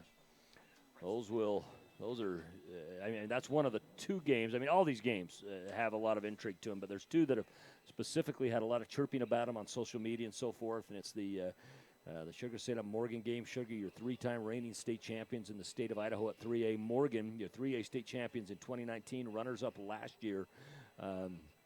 And we will see what they bring as well. And then, of course, the Coeur d'Alene Lehigh game to start things off tomorrow right back here from Bobcat Stadium. I'd like to thank our local sponsors. These for the Marsh Valley Eagles, Teton Honda and Teton VW, Lava Hot Springs, and Roche Electric. Yeah, huge thanks to them, as well as Alliance Title and Escrow. They've been deeply rooted in the Pacific Northwest and dating back to the late 1800s. Alliance Title and Escrow wants to remind you it matters where you close. Alliance is a proud supporter of Marsh Valley Athletics and wants to wish them good luck in today's game. Go Eagles. Also want to thank our major sponsors that help us get East Idaho game night to you. Teton Auto Group, your local Toyota dealer, and Project Filter and Valley-Wide Cooperative. Remember to stick around with us and stay tuned for the post-game show, where we'll name our IdahoSports.com Player of the Game. And while you're there, you can join Idaho Sports Nation on Facebook, Twitter, Instagram, and YouTube. I forgot, that's the Twitter, not just Twitter. That's right. The Twitter. Get updates, breaking news, pictures, and more. Click the icons in the top left to follow us now. Well, and if things go like they went in the second quarter, we might not have a player of the game. It might be the IdahoSports.com penalty of the game. Well, pick an official. Who threw the most flags? That's right. You know, and I again, I think both teams will be addressing that at halftime. Certainly, as that's what controlled. The second quarter was penalties. So I think we're going to see some really good offensive output from both these teams as they come out in the second half. Hopefully, it'll be a lot cleaner than that second quarter that we saw. A beautiful day again here from Madison High School, Rexburg, Idaho. We're on the west side, so we see beautiful Rexburg, the hill portion of it right out here in front of us as the Beavers from Beaver come back to the field in their white with blue lettering and numbers.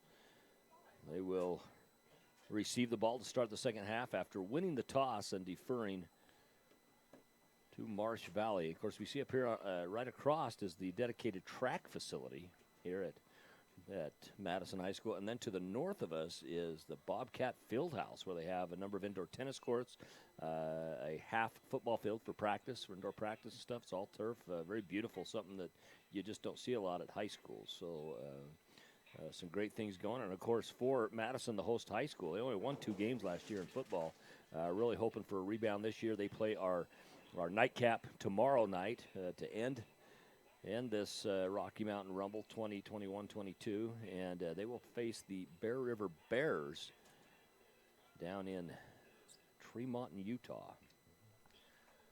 We're going to step away, take a little break. We'll be Time to start planning for back to school. That's why I got my kids vaccinated for COVID-19, so they can be protected from COVID when they're back in the classroom. Kids 12 and older can get vaccinated. The vaccines have been researched and tested. They're safe and they work. Getting vaccinated was quick and easy. You can walk into a pharmacy to get one. We got our COVID-19 vaccine, and I hope everyone will choose to get vaccinated too. Get a free COVID-19 vaccine today. Find a location near you at covidvaccine.idaho.gov. Lead the charge into a brighter future with the all-new 2022 Volkswagen ID4. With an EPA estimated range of 250 miles, the ID4 knows how to go the distance. It's an electric SUV that's as fun to drive as it is stylish and functional. You don't have to sacrifice good looks for great performance. So stop by our dealership today and jumpstart your year with the Volkswagen ID4.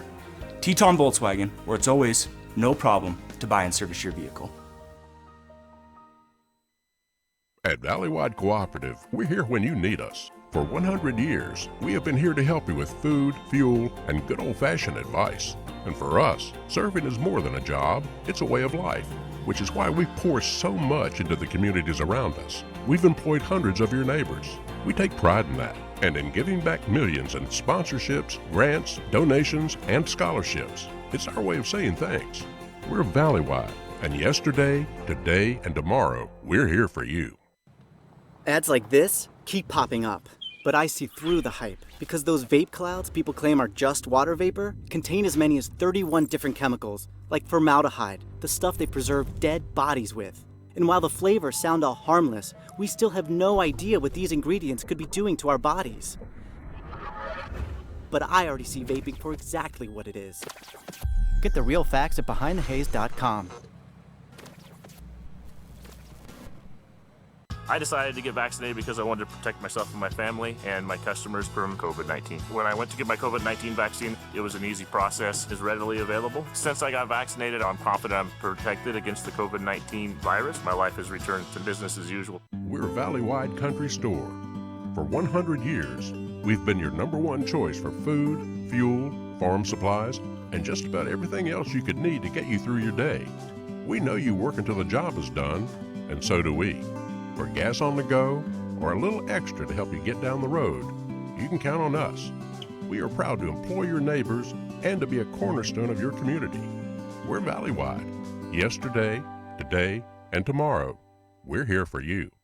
Scott here from Teton Honda in Pocatello. Our dealership operates on a no-problem philosophy that's designed to put you in charge of your next vehicle purchase. Prefer to shop online? No problem. Evenings or weekends? No problem.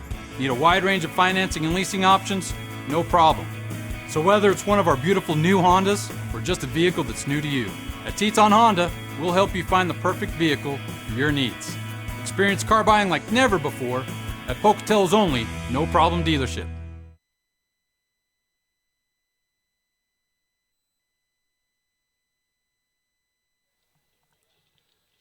Welcome back here. We're still at halftime here on IdahoSports.com. The 2021 Rocky Mountain Rumble. Marsh Valley holding on to a 1-point lead as we get ready for the start of the second half. The Beavers out of Beaver, Utah, will be getting that opening kickoff here of the second half.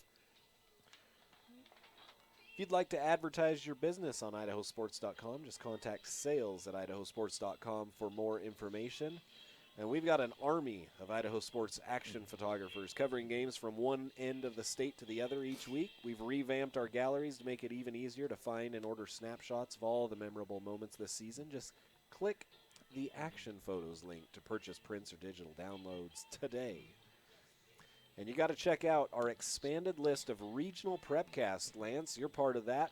Our resident experts, you're one of those. Talk about what's going on in the part of the state you live.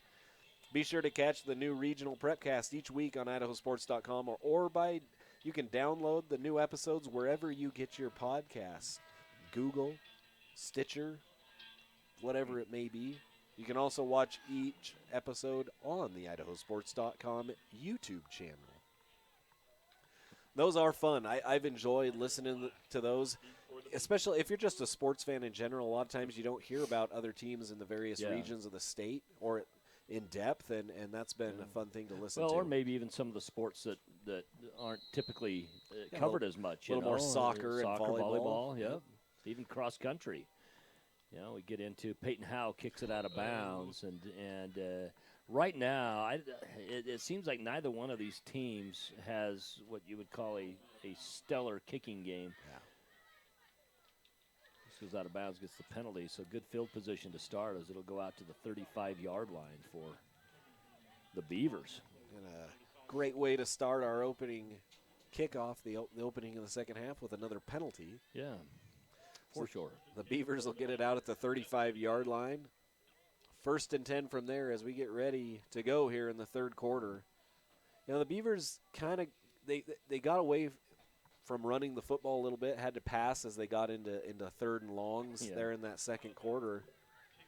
And this time, I guess Beavers is going to say, no, we want them to re-kick. So yeah, they're going to have them re-kick, and that's that's one of the options they have. You know, another thing to look at is I think a couple things that Beaver figured out in the first half is that they can actually pass the ball. They had some good passes. They had a couple open ones that didn't, somebody didn't pull in, but I think they realized a few things about themselves. And I think for Marsh Valley, they started realizing, hey, here's the gaps where we can run, our plays and so forth, and where we're going to get some openings. So. So now they're pulling them back. The ball will go to the 35-yard line. Yeah, I guess a change of the other mind on that, and it will be 1st and 10 at the 35.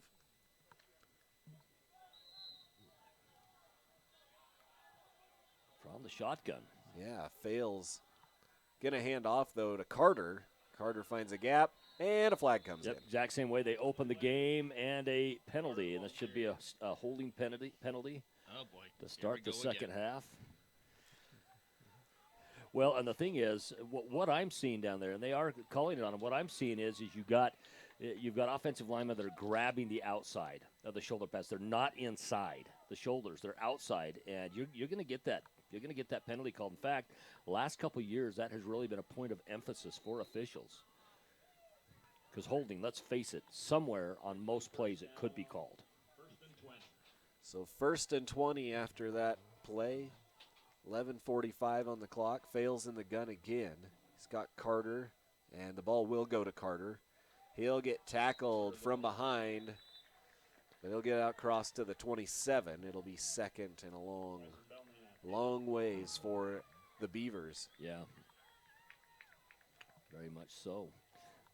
Marsh Valley, one of those teams that plays with a lot of pride. You can't look at their 3-6 record last year and say that's Marsh Valley. Marsh Valley is a very proud and storied sports school. Of course, won state basketball last year for the first time since 1998, but always competitive. Down the field goes Fales. He's got his receiver. That would have been a spectacular catch. Yeah, the sophomore Matheson had it in his hand. That would have been a Odell Beckham-style catch if he could have pulled that in one-handed. No one can top that one. No. That was behind Matheson just a little bit from Fales, but would have been a great catch for a first down. As it stands, though, it's still 3rd and 18 now with 10:59 left here in the third quarter. I think Lava Hot Springs, your destination for a relaxing day away from it all. Yeah, that's where the Beaver players on their way home. Yeah. After this game, they need to stop by there. Or maybe they went last night. I don't know. Fales tucks it and is going to get tackled for a loss. Yeah, he's brought down by big number 54, Easton Branson. O-line and D-line. He's a senior for Marsh Valley. Very, very good athlete as he matched him out there on the perimeter. So 4th down now for the Beavers, and back to punt will be number 7, Statler Wright. Well, it's been obvious that Marsh Valley has made adjustments defensively after that first defensive series they had where Beaver was able to use a ton of clock and just move them down the field at will. Good punt. Away from Howe, which is a good idea. And that takes a nice bounce after it hits the turf as well. It does. And to the short punts that Beaver had in the first half, well, look at the flag down there. Look how that's helping them out in these punts here in the second half. It's hard to punt into heavy wind. Right now, I just looked at my phone. It was 14-mile-an-hour wind earlier, and now it's a 17-mile-an-hour wind. Sorry, Lance. I'm laughing because you said, look at that flag down there, and I'm looking for a penalty flag on the field. We've been conditioned here through the second quarter. That's right. And you meant the American flag out there blowing majestically. Of course, we've got the wind coming out of the south. Our flags at half staff today for our lost soldiers, our Marines yesterday over in Kabul. What a travesty. Yeah, bad thing to happen. Thank all the servicemen and women. Great defensive play. The initial grab came by number 67. Trayson Brown called his name a couple times today. Trayson only a junior. He's going to come back next year for Coach John Marshall and the Beavers as he wrapped up Michael Belknap quick. Yeah, Belknap nowhere to go on that run. Loss of 4 on the play. Yeah. 3 on the play. Back to the 20-yard line. So 2nd and 13 upcoming for the Eagles, and the defense is showing out here. That's right. Since those opening drives. Well, and Statler Wright was quick in on that as well from his linebacker position. And one of the things that Marsh Valley did struggle with as they go to the wing T here. No room to go. And behind that big offensive line is Belknap driven back after about a 3-yard gain. So it'll be 3rd and 10 back to the original line of scrimmage. You also mentioned how storied of a program Marsh Valley is. I remember my freshman year when we played them for our homecoming, and they just came to our house and they just beat the crap out of us. It was but then guaranteed. We didn't really have great teams at Sugar back in the day when I was there, but as great of a program Marsh Valley is, sometimes the greatest programs have their ups and downs. Yeah, they do, certainly. And right there, that pass, unfortunately, fell short because Peyton Howe was open. Yeah, Roche just didn't get enough on it as he left it short. And, Marsh Valley as well, we haven't even talked about their baseball program today. They've won a state championship a couple of years ago. Lance and we called that at Melaleuca Field. Probably would have had 2 in a row if they hadn't had the COVID year the year after, and then they made it to the semis this last year before getting beat. But Marsh Valley is very, very good. Yeah, a lot of good program, good athletes, good coaching. As they get punt away, Wright almost got to that, and that ball, man, you see that hang up in the wind. That's right. And now they're having to deal with the same thing that Beaver dealt with in the first half, trying to kick into that wind. That ball going to be marked down to the, they just got it beyond the first down marker out to the 41-yard line. So Beaver now with great field position with 8:34 left here in the third quarter. We'll see if they can get another defensive stop, and we'll also see if the Beavers can move it on him. The last defensive possession for Marsh Valley to start the second half, Hudson Jones, big offensive defensive lineman, was just plugging up that middle, taking a lot of room and making it difficult for the Beavers to get anything going there. 1st and 10 here for Fales, under center, handoff. That goes to Jessup. The Beavers, once again, you've got to go all the way back to November 3rd of 2018 to see their last loss on the board. The last previous 2 seasons, they've gone undefeated, winning, of course, the state championship. Guess you can't go undefeated without winning the state championship. Handoff goes to Carter. Carter finds a little seam, and he'll pick up a few yards out to the 33-yard line, 2 yards short of the first down. I think of all the running backs that we have seen today from both teams so far, that Carter impresses me the most with following his blockers. He doesn't just go for that big burst of speed right off the bat. He follows those blockers and he lets the play develop, and then he takes advantage of what has developed. So 3rd and 2 for the Beavers. Under center once again is Fales. And hit in the backfield for a big loss. It went to Statler right, and Belknap tackles him in the backfield for a loss. It'll bring up 4th down and about 6. Yeah, and in a lot of high school games, this is kind of go-for-it range, particularly if you don't have a kicking game. And so, oftentimes you look and think, well, how much farther back can we really put him? Because if we boot it in the end zone, they can come out to the 20 anyway. And so this can tend to be go-for-it range. That's exactly what they're going to do, unless it's a pooch punt. Yeah, 2 wideouts to the far side for Fales. He's going to roll to that side. Looking for Carter. Oh, he had Carter underneath, but wide open down the field. Number 45 caught. Touchdown, Beaver. And a great play as Gage Edwards just found himself wide open, running to the right. Beaver takes full advantage of it behind the arm of Fales. What a fantastic play. And I thought Fales had made a mistake not to hit Carter for the first down underneath. He was open too, but like you said, Gage Edwards wide open. Yeah. Great play call. Touchdown, Beaver. Well, and I was looking at Carter as well, and the safety and one of the linebackers bit in on Carter, and it left Gage wide open. Gage Edwards. And it looks like they're going for 2. They are lined up, as I said, CJ going for 2 here.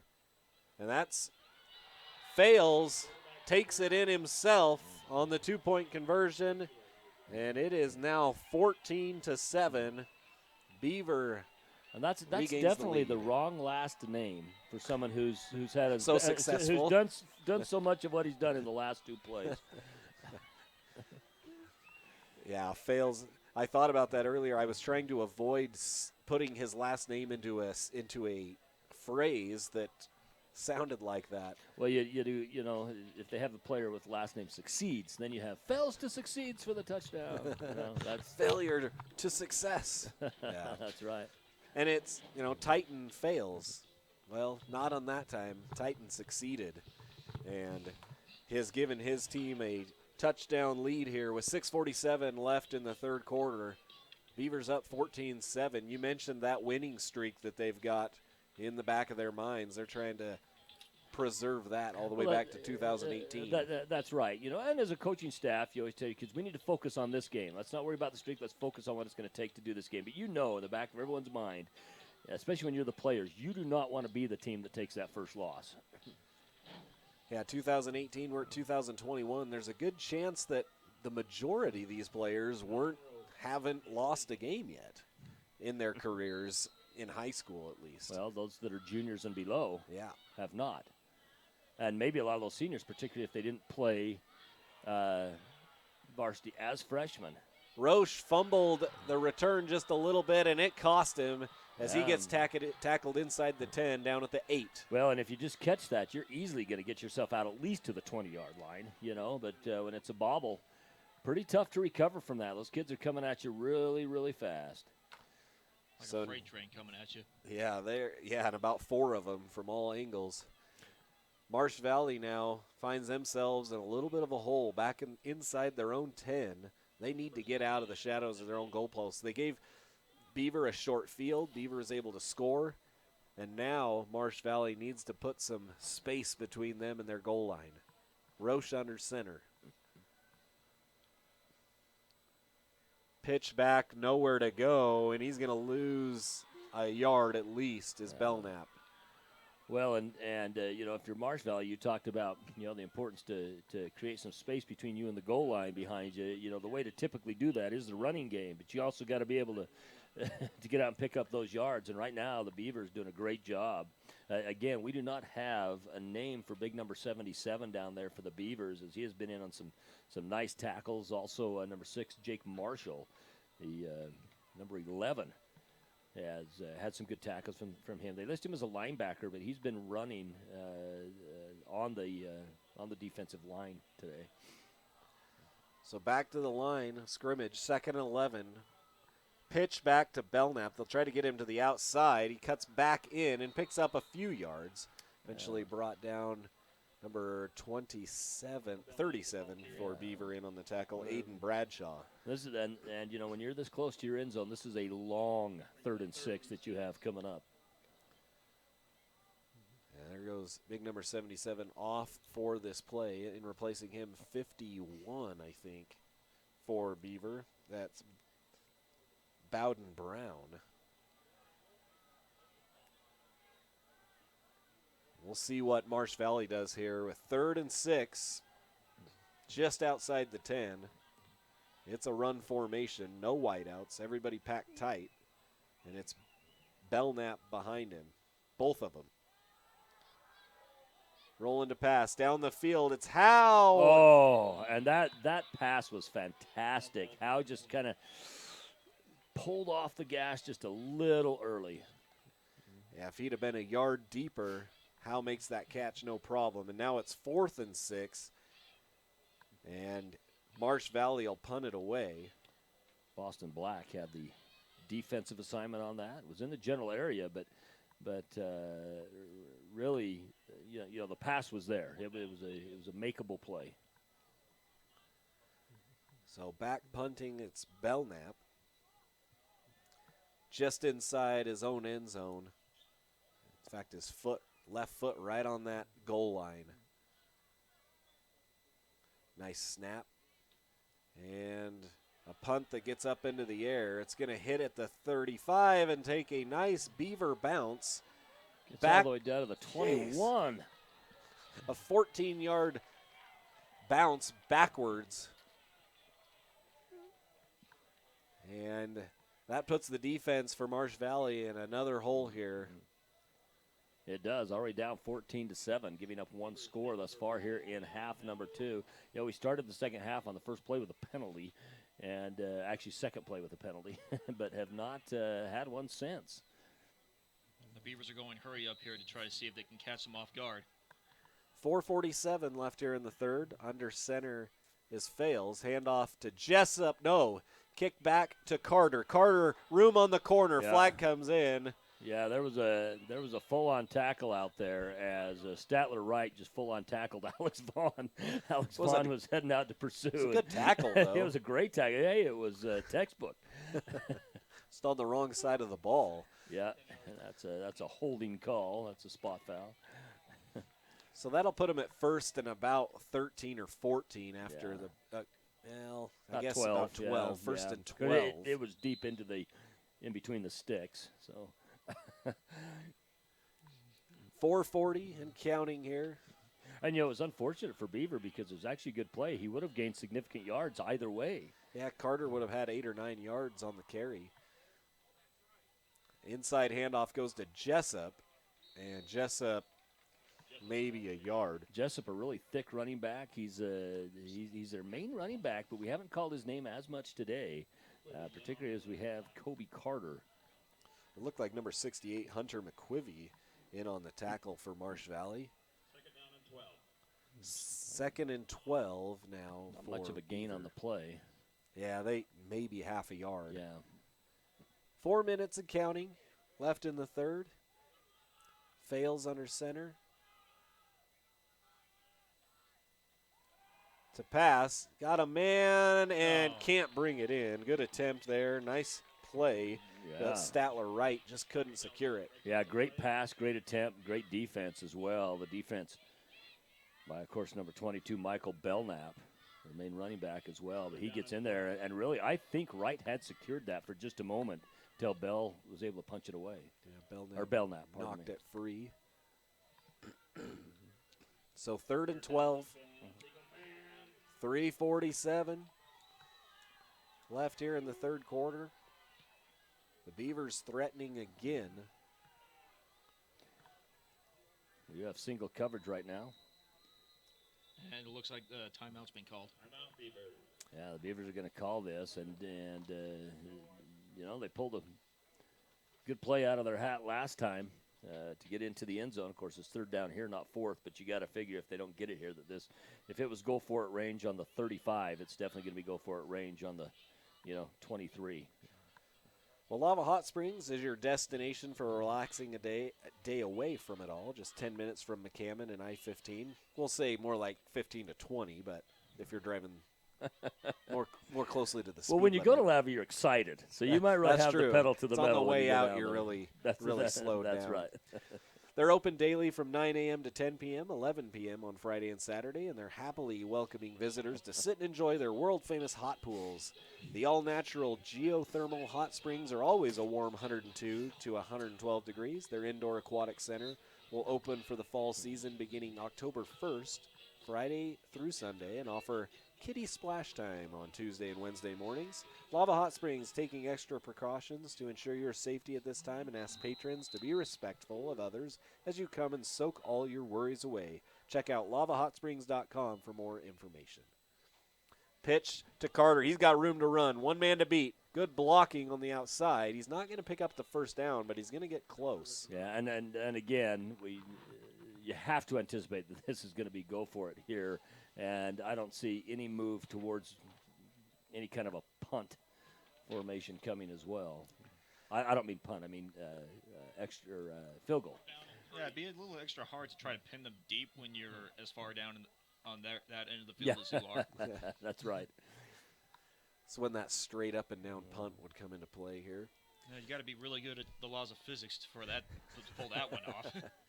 That's right. Hey, you never know, So it's 4th and 3. They will line up to go for it. Fales is going to be in the gun.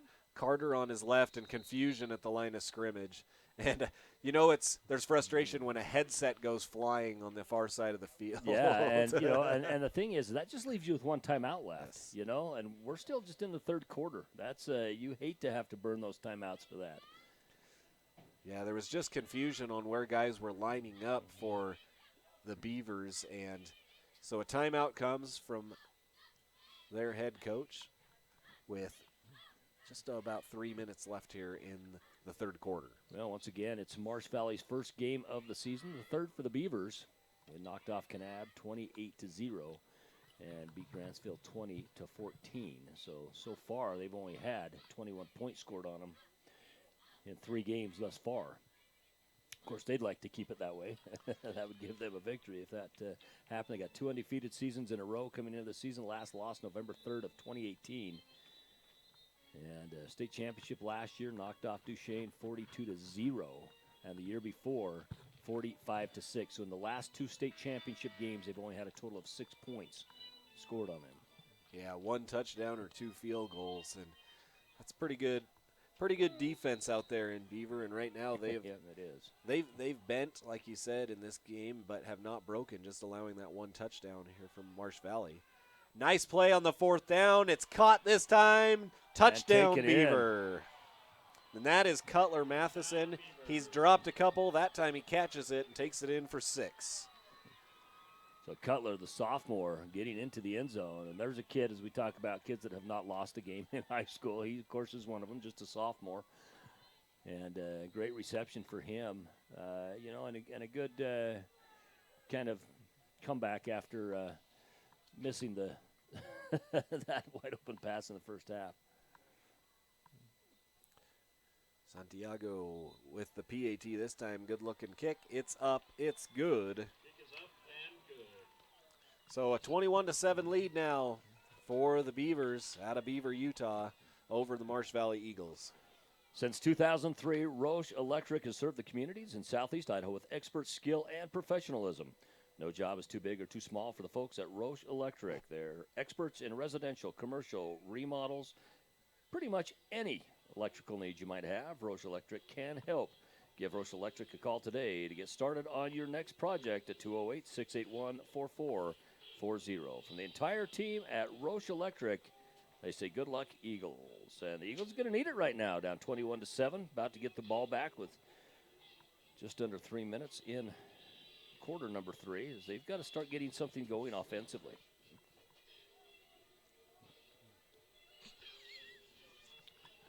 CJ bringing out the puns, the dad jokes. Yeah, we love it. So this one, the meme, I always knock on the fridge door before I open it, just in case there's a salad dressing. Yeah. Oh, come on, Lance. Don't tell me that you haven't told cheesier jokes than that. Oh, they've been as cheesy. I don't know if cheesier, but as cheesy. Of course, as you get old, you take pride in the cheesiness of those jokes. Wow, what a kick. Touchback. That tailwind helping out there as they get it 10 yards deep into the end zone, and that'll come back out to the 20. 2:49 left here in the third. Marsh Valley trailing. You know, and you look back at Marsh Valley, they've had, of course it was on the same drive, but they had 2 scoring plays called back because of penalties. Yeah. And, you know, you at least figure one of those, and it'd be a 21-14 game now. And they've given short fields to Beaver here. I mean, that was only a 23-yard drive that time for Beaver on that play. The other ones started inside their territory as well. So short fields for Beaver in the second half here have led to these 15 points actually here in the second half. Hit in the backfield, going nowhere. Number 6, Jake Marshall, putting on the badge and just taking him down in the backfield. Yeah, he took down Michael Belknap, who just went absolutely nowhere. And that'll bring up 2nd and 12. Man, Marshall got through there and hit Belknap before he had a chance to even look up to see where he was going to run. 2:15 and counting. The Eagles trying to regroup a little here. Yeah, we talk about Marsh Valley's need to really get some points on the board. You know, they do have the benefit in the fourth quarter of having their, their back to the wind. And that has played a difference here, especially with field position. Punts have died up in the wind for Marsh Valley. They'll sling it out to Howe, who's been quiet since that opening drive, really. Yeah. And he picks up a reception in about 6 or 7 yards out to the 25-yard line. Well, one of the things we talked about Howe in that first quarter is he's a player you have to pay attention to. He doesn't take plays off, you know. You have to pay attention to him or he can hurt you. And after that first drive, certainly the Beavers have paid attention to him. And you know, you start looking back at what happened kind of in the second quarter when the Beavers never had a legitimate opportunity even to score in the second quarter. Marsh Valley did and was unable to twice. And it is really hurting them now, and the Beavers have made the adjustments coming into the second half here. They had Howe for a second in one-on-one coverage, but they're going to double him this time. Across the middle. I don't have a clue who that pass was going to. Yeah, the only one even close was number 2 for Marsh Valley.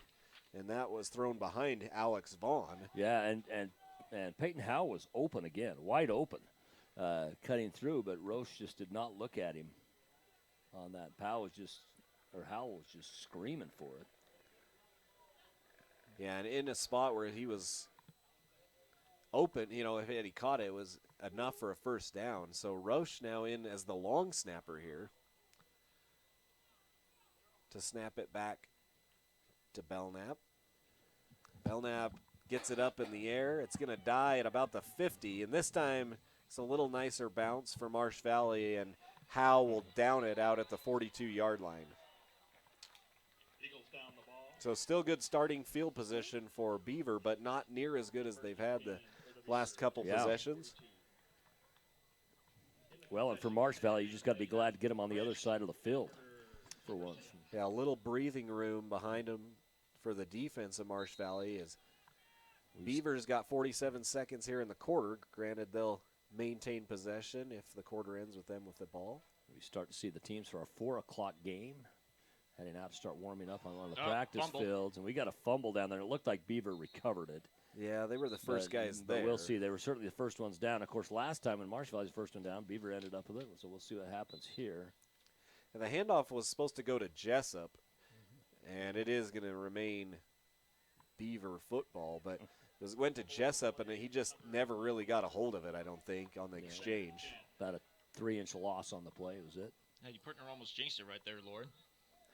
About how you said, like, that Beaver would retain possession in the fourth quarter. Yeah, you're right. It was almost the announcer jinx. 2nd and 10. Pitch back to Carter. Good blocking downfield. And a flag. Yep, another hold. There's going to be another hold on the outside. This time I think the hold is going to be by Statler Wright. Yeah, he about had the flag was thrown right at him, and he's looking at the officials with the palms up. It's never a good sign. Yeah, and then he turned and had something to say to the Marsh Valley coaches afterwards, and vice versa. You hate to see that. That's not anything you want to see. Yeah, not a lot of reason typically for a coach of opposing a coach to address an opposing player, unless it's a, complimentary thing. Which that happens often. Yeah, and should happen. Yes. 3 seconds left here after the penalty. So in 2nd and about 14, and there the clock runs off. And we'll switch ends here to start the 4th quarter. We're going to step away for a break. We'll come back for the 4th and final quarter of this matchup. Marsh Valley trailing Beaver, Utah 21-7 here on IdahoSports.com. We'll be right back.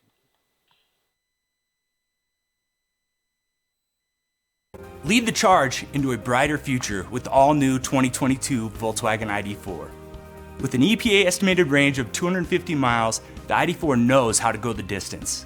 It's an electric SUV that's as fun to drive as it is stylish and functional. You don't have to sacrifice good looks for great performance. So stop by our dealership today and jumpstart your year with the Volkswagen ID4. Teton Volkswagen, where it's always no problem to buy and service your vehicle. It's not a secret that finding a new car this year is a little tricky. Between chip shortages and supply problems, there's more reasons than ever to come to our no-problem dealerships when you need a new car or truck. Our acquisitions team works hard to make sure that we have a great selection of vehicles to choose from, and our easy-to-buy, easy-to-do business with sales team is ready to deliver the same great value price that we've had for nearly 20 years. Teton Toyota, where it's always no problem to buy and service your car.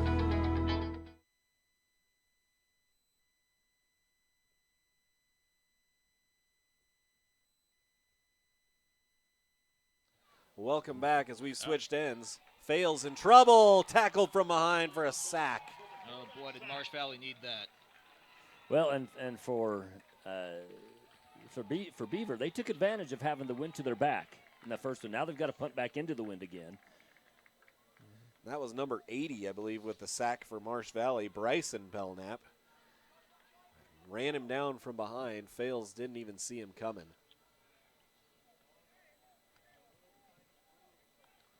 So here just to start the 4th quarter. Fails rolling to his left. Downfield. Got a man. What a hit. I think he's going to be short of the first down. He is, but it was a fantastic hit. Wow. Great catch, great pass. He got popped. And the ability to hang on to the football there, I don't like the spot. I feel like he had a little, maybe an extra yard actually on that, but it was. Oh, there's another flag? Ugh. I mean. Oh, man. Holding, I'm assuming, that's going to back him way up. Yeah, the ability to hold on to that football after he just got absolutely leveled after he caught it. And popped right back up. Yeah. Now, those are plays like NFL wide receivers like Chris Godwin would normally make, Michael Thomas. Yeah, the ability to hold on there. I quit playing football after my 7th grade year, and that's one of the reasons right there. I don't like getting hit like that. What, you don't like the laws of momentum coming at you? No, I like when they're in my favor, not against me. Oh. Screenplay incomplete. Yeah, brings up a 4th down, and an important one on a 4th down that could give Marsh Valley some room. That was intended for Gage Edwards, and they had it set up pretty nicely, but the ball was left short, and Edwards not able to pull it off the shoestrings. So they had the ball on a complete pass out across midfield, and right now they're going to be punting. The punter standing back at his own 7-yard line. Into the wind. Keep it low, good idea. And this is about as good a punt as you can hope for into the wind. Howe returns it across midfield to about the 47, 48-yard line. 1st and 10 for the Eagles upcoming here. 10:48 left to go here in the 4th and final quarter. I was really surprised that Howe didn't continue to go left on that. It looked like he had some room out there. And, of course, we have the bird's eye view up here, so we can see it. You can't always see that down on the field, but it didn't look like there would be anybody blocking, his vision to that. So it'll be 1st and 10 for Marsh Valley from the 47. They've got to score quickly here with just 10:48. They haven't been able to get anything going after that opening drive. Howe's been pretty quiet. Just 1 reception, I believe, since that time. And Belknap in the backfield behind Roche. And a motion. And it's going to be Roche on a keeper, trying to get to the edge, and he lost some yardage. Yeah, I don't think he got back, like you said, to the original line of scrimmage. I think he's about a yard short of that, and it's on the 48.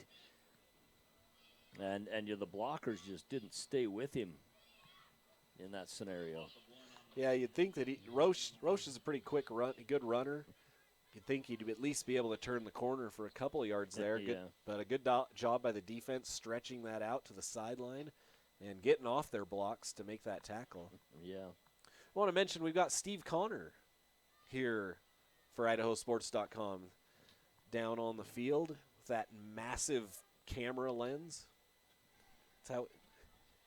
That's how he ends up with those great action photos.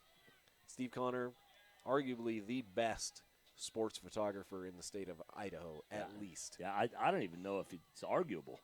He is that good. Across the middle, it's Howe. Caught. 1st down and more inside the red zone down to the 17-yard line, and that's what we saw in the first drive from Howe. Yeah, and Peyton Howe coming up big again. And, it's been this end of the field that has seen most of the action, as the wind is to their back and tend to get those plays off. Now, I'll tell you where the camera guy's standing right now. You better hope that a player doesn't come in to wipe him out. Because that's one of the most embarrassing things about being that close down to the field. But it's even more embarrassing if it's an official that gets knocked over. That's right. Low snap. Roche picks it up, avoids the sack, gets down inside the 10, and then pushed out of bounds. Well, he made the most of what he could do. And speaking of embarrassing, it's even more embarrassing when an official runs you over as a player. That's not always true, though. I've run over an 8th grade cheerleader one time, and I didn't feel that she was too embarrassed. I was very embarrassed and concerned. She was okay, though, right? Yes, well, as far as I'm aware, she did get back up and keep cheering. So, is that the one you ended up in court for child abuse? Oh, that was a different scenario. Oh, yeah. Handoff to Belknap in the backfield. Yeah. I guess we should clarify. I have not been to court for child he has never been to court for child abuse. We were joking. 10 minutes here to go in the 4th quarter. Well, there goes your job, right? Yeah. All of them. Yeah, better clarify that. The wind has picked up a little bit more now here In Rexburg tomorrow, supposed to be virtually no wind, like 4 miles an hour max. This is a place that tends to get a bit of wind, more so during the spring than during the summer and fall. But but I'll tell you, when it blows in the wintertime, it is bitter. It's nasty. Especially if it comes from the north. If it comes from the south, it's not too bad. But if it comes from the north, inside handoff to Michael Belknap, touchdown. I think it's actually Bradley this time. I think it's Bradley Belknap. It was Bradley. You're right. My mistake. Well, I thought it was 20. It was Bradley. My mistake. Yep, it was Bradley. 20. And you know they've got to get the extra point up and in order to stay served, since Beaver went for the 2-point conversion after missing the 1 point earlier. And it's Michael Belknap with the PAT. It didn't look good. It hit the. It did. Oh my gosh! Bumped down in. It hit the upright and bounced in. Hit it and then went down behind. Yeah. That Way was the to right use call. those uprights. Yep. That's what they're there for. On the bright side, at least it didn't do what happened in that Rice game last year. It hit the upright and then several times, and then the crossbar and bounced back out. Ricocheted between. That's right. I mean, that was one of the most strangest PAT misses I've ever seen. A sound that will never leave my mind was a BYU-Utah game back in, I want to say this was about 99, no, it had been about 2000, and BYU and Utah were playing, and Utah had a chip shot field goals in Rice-Eccles Stadium to win the ball game. Oh, that was the 98 season. And 98, yeah, and I'll never forget that noise that just went boom off of that upright. Wait, were you at that game? When University of Utah missed it, yeah, it's right behind actually where the field goal was being kicked. And it was, I'll never forget that sound, you know. Yeah, I was also there, the Beck to Harleen pass. That was a big one. Now, Marsh Valley getting back on the board, though, 14-21. What a great drive for them, and now we'll see how the Beavers respond, because the Beavers, 3 possessions, 2 scores. Actually, 4 possessions, 2 scores in the second half. But plenty of time left here for Marsh Valley to get back into this thing. They can get a stop here and get the football back. So Michael Belknap does the after-point duties, and we assume probably the field goal if they do go for a field goal, and Peyton Howe has kickoff duties. Keeps it low and on the ground. Takes one hopper, picked up at the 15. That's Carter, and Carter out across the 30 to the 32. Kobe Carter. You know, called Carter's name a lot in the first half, and but with the passing game, I haven't called him as much, as they've obviously got different targets for that. But so it's 1st and 10 for the Beavers from the 31. 9:13 left. See if they put together about an 8 or 9 minute drive their first possession. They'd like to do that here and take a lot of time off the clock. Jessup with the carry. Out across the 35 to the 37. Nice run by Jessup. And Jessup is one of those players I think the Beavers would love to really get going in this fourth quarter. He's I don't want to say he's been a non-factor, but has not been a huge factor in this ball game. Other than the fact that he hasn't been a big factor. But I think if there's anyone that they would really like to see get going in this fourth quarter, that is it. He's a big pounding running back, and he's lined up back behind Fales again on this play. But this one will go to Carter. And Carter not going to get the first down. Well, he's awfully close. But yeah, that sideline official, I didn't think he'd got just to the 40, but he's out almost to the 41. Yeah. Clock stopped. They might actually. Yeah, I don't know if they're going to measure this or not.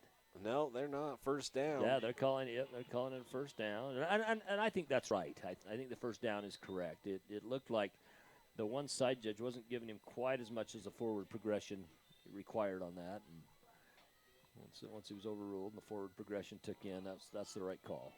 It's first down for the Beavers.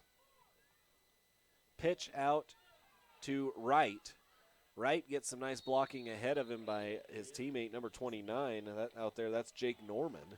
and he picks up about 8 on the carry. And if you're the Beavers here, you want to be able to take quite a bit of time off the clock. Because the worst case scenario, you get it back to Marsh Valley. If they score, you maybe have some overtime or something like that. But they want to take some time off the clock. But one of the things they've got to be concerned about is they've only got one timeout left as well. Marsh Valley has all 3 of their timeouts.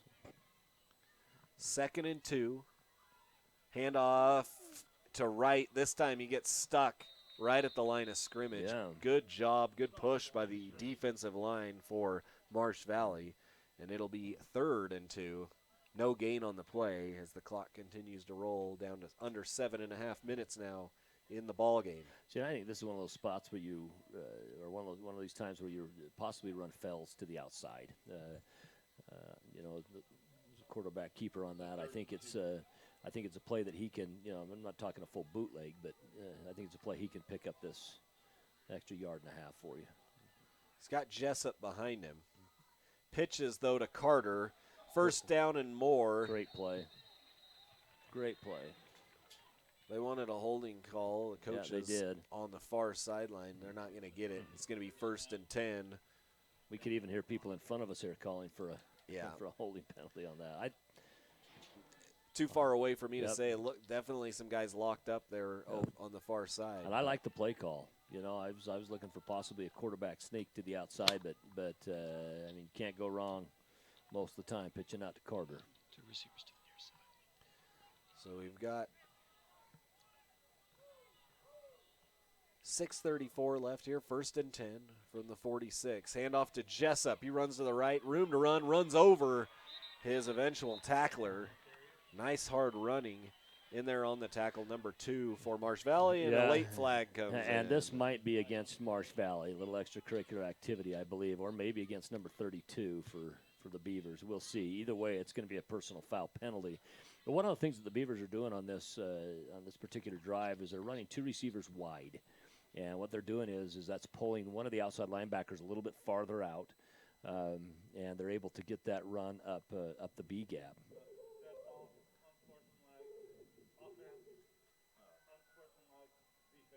So offsetting unsportsmanlike conduct penalties.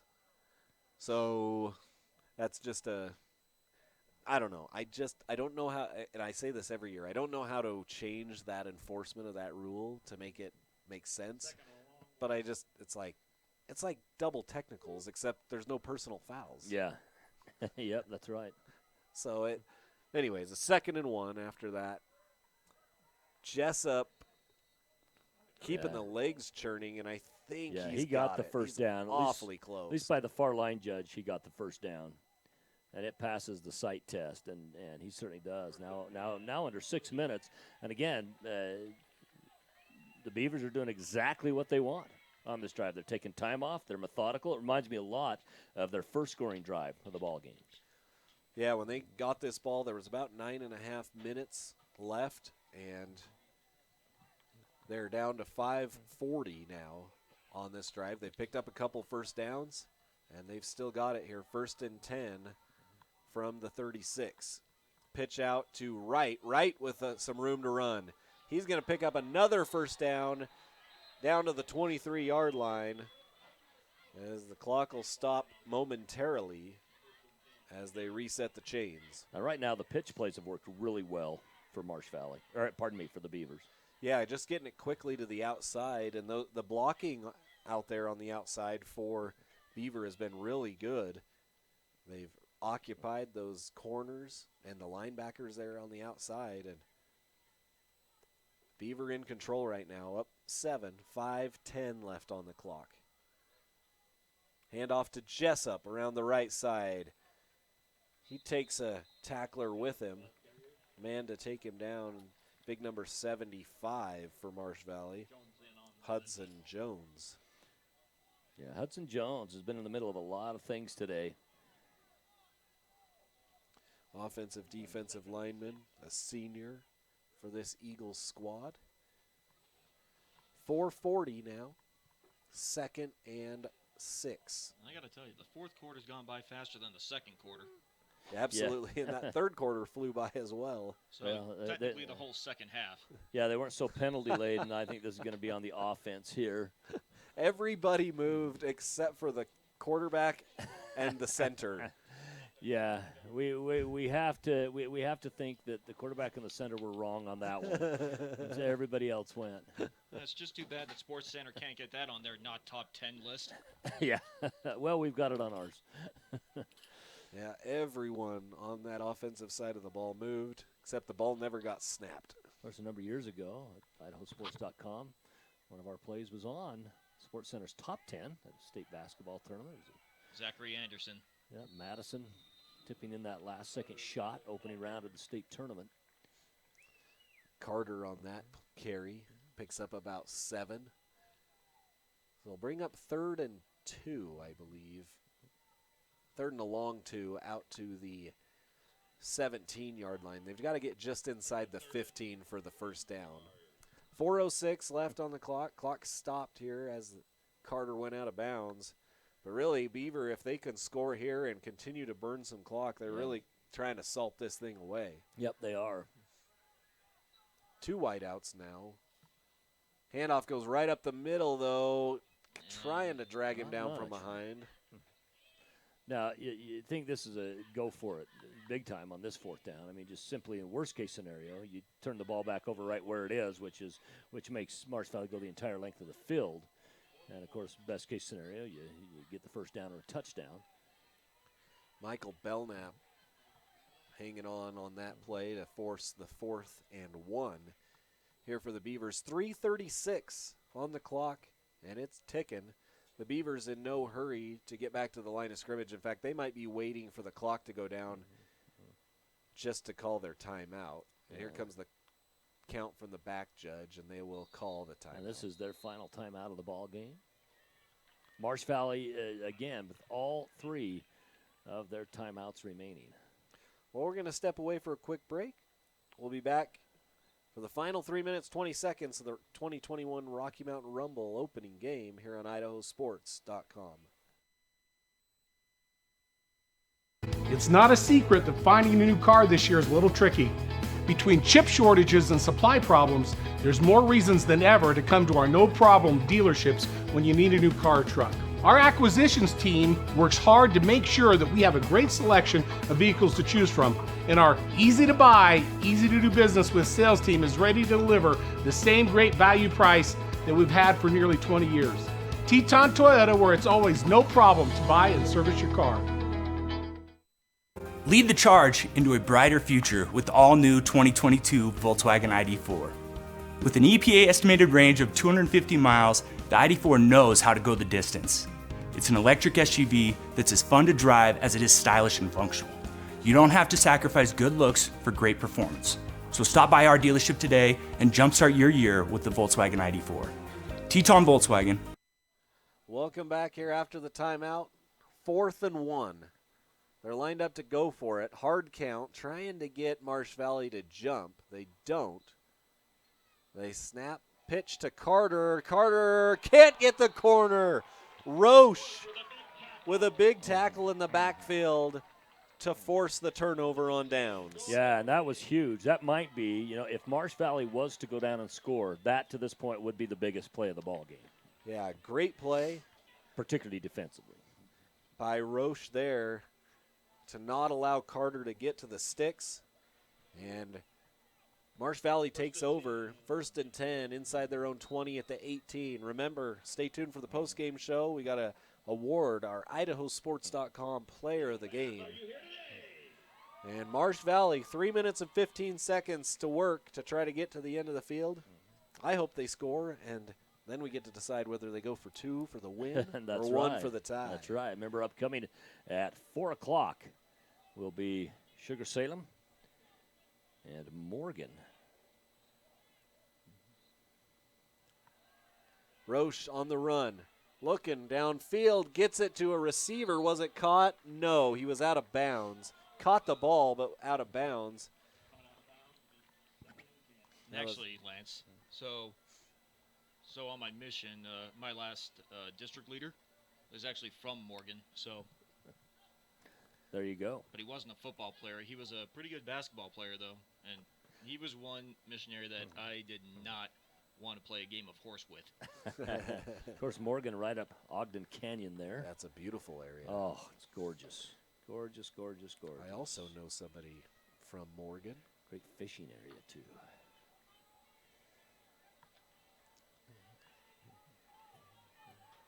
I mean, I liked being on his team whenever we played, but just didn't like playing against him. Playing against him, though, I mean, it was just he was like a Ooh, we got some jump there. Yeah, the linebacker's got to cross into over the ball, and that'll be a 5-yard penalty on that hard count. Yep, automatic. Steph's Drive-In. Not the NFL where you can get back. Steph's Drive-In there in Morgan, Utah. One of my good friends, J.R. Hopkin, used to run that. That guy is a heck of a cook. Taught me how to make biscuits and gravy. Well, biscuits and gravy that's heaven food right there. Love that. Back to pass. Roche now on a delayed draw. Hit at the line of scrimmage. Nice job by number 45, Gage Edwards, to clog up that hole. And yeah, stayed home, as did Jake Marshall also as well. And just one made him turn directions, and one came in and got the tackle. 2:50 left and counting here in the ball game, and Marsh Valley's got to do something quick. They've got all 3 timeouts, as you mentioned, but, man, they're sure taking their time. They are. Roche comes over to the sideline to get the play call, and that's what they've been doing all game, and it hasn't changed here, but we're down to 2:25 now on the clock. A great opportunity for the Beavers to make a statement as well defensively, be able to kind of cap this game for them. Handoff goes to Belknap, forced back inside, nowhere to go. That play call really surprised me there. That really, really surprised me. I felt with Peyton Howe that Peyton could give you a mismatch and a really good option on the perimeter.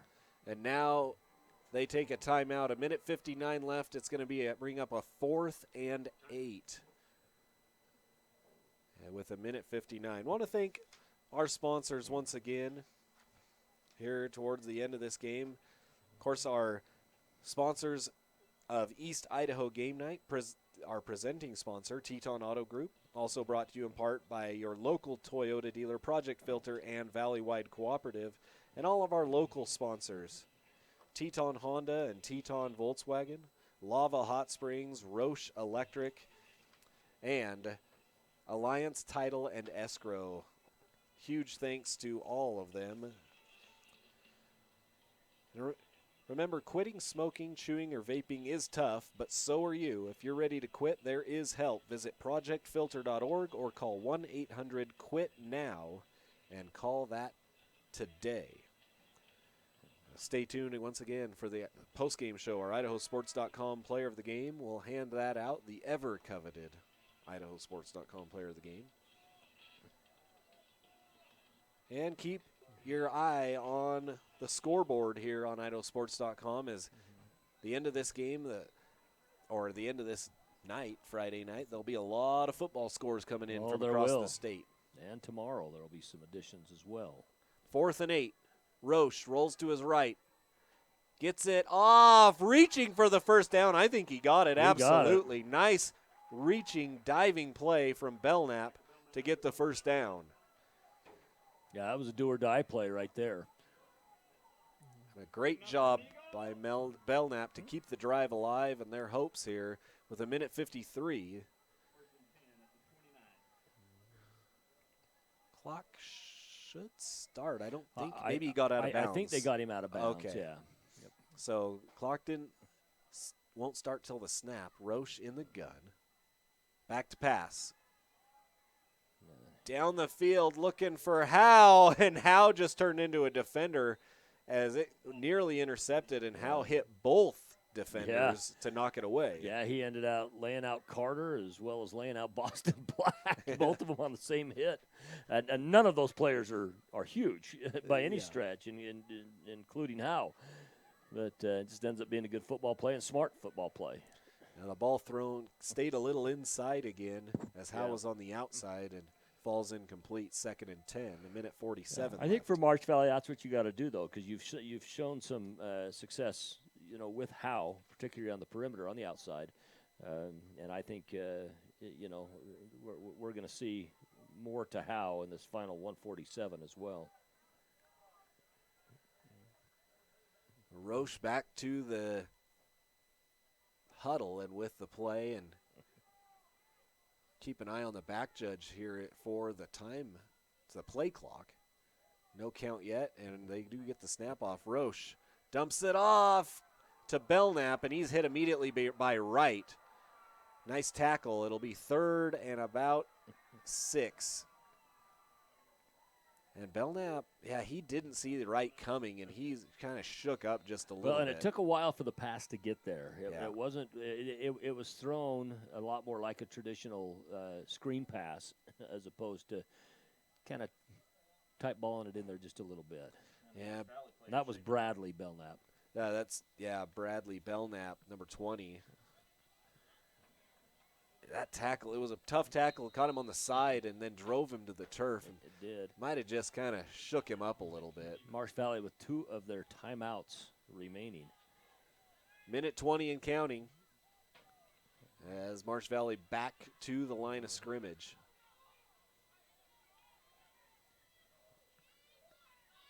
Roche rolling to his left. Man, pressure coming. That's right. He steps up downfield. Howe's wide open. What a catch. No. It came free. Oh, man.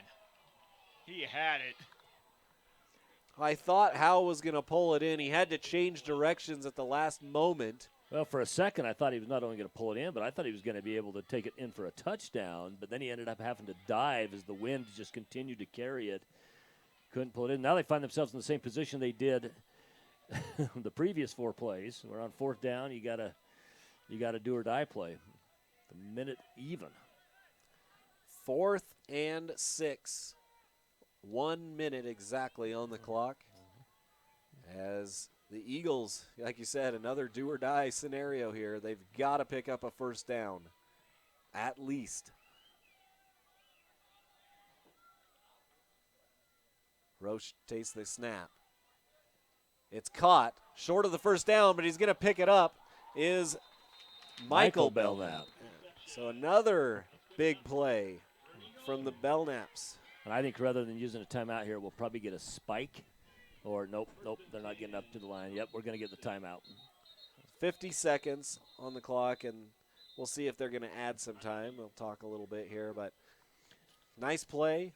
Drive's still alive here for the Marsh Valley Eagles. They got a long ways to go, though, 54 yards to try to give themselves a chance to tie this thing up. Our next game, as you mentioned, the Sugar Salem Diggers, back-to-back state champions. Back-to-back-to-back. I forgot a back. Yeah. 3 times, back-to-back-to-back. 3-peat for the Diggers. And Morgan High School, they won it from 3A in Utah in 2019. 2020 took 2nd place, or took runner-up, and are ranked number 1 currently in the state of Utah. And that's one thing, a little bit of a theme in this Rocky Mountain Rumble for both these states, teams out of Utah and Idaho. A lot of state champions, a lot of back-to-back state champions, some 3-peats, some undefeated teams, including Beaver since 2018. 1st and 10, 53 seconds, so they did put 3 seconds back on the clock. Man in motion, number 44 for Marsh Valley. Roche in trouble, gets away, throws back across to Howe. It was nearly intercepted. Howe juking and jiving. He's got a shot for the end zone. To the 10, the 5, touchdown Marsh Valley. And no flags on the field. Wow. Wow. Wow. Unbelievable. Oh, stop it. What that a play. Was crazy. I was hoping for a score to make this a little interesting, and boy, did Roche and Howe deliver. What running after the catch by Mr. Howe. Well, we just got done talking about how we were going to hear Howe's name again in the final minute 47 of the ball game, and we did in a big way. But they're down by 1 point. And it looks like And there is no guarantee on this extra point as Wyatt Harris heads into the ball game. Their final timeout taken by Marsh Valley, as they're going to talk this over. I would think, I'm a little bit of a gambler, except for when it comes to money. I'm going for 2 here. Let's go for the win. That is a gamble, but that's I don't know. That's a pretty expensive gamble. That's more like having, in blackjack, having $5,000 total in your pocket and putting all $5,000 of it down on the table. Now, if it was a gamble on a 4th down, that's more like having $10. That's a $10 hand. That's right. It's not $5K. That's right. Well, it'll be interesting to see. Their PATs have gone in, but they haven't been pretty. Yeah. This is a big one if they opt to go for the single point after touchdown. Their very first PAT, it took a while for the officials to even come to we that it was good. The second one hit the upright and went down. That's true, and bounced through. Yeah. So we'll see. It is Peyton Howe again. No, let's see. Wyatt Harris is in there in the backfield with They're going Roche. for it. They're going to go for 2. Belknap's split out to the left just a little bit, now in motion. Love to see a Statue of Liberty right here. They fake it. Roche on the run, gets away, fires back across. It's tipped, picked off. The 2-point conversion fails, and the Beavers, barring something else miraculous happening, are going to come away with a win. I am, even in these scenarios, I'm just always more conservative. I'm not saying that was a bad play call, but I'm just one that says, and this is the reason why. You've got now 2 consecutive scores in your favor. You got momentum in your favor. Do what it takes to tie it up and go into overtime where you've already got the momentum, But that's me.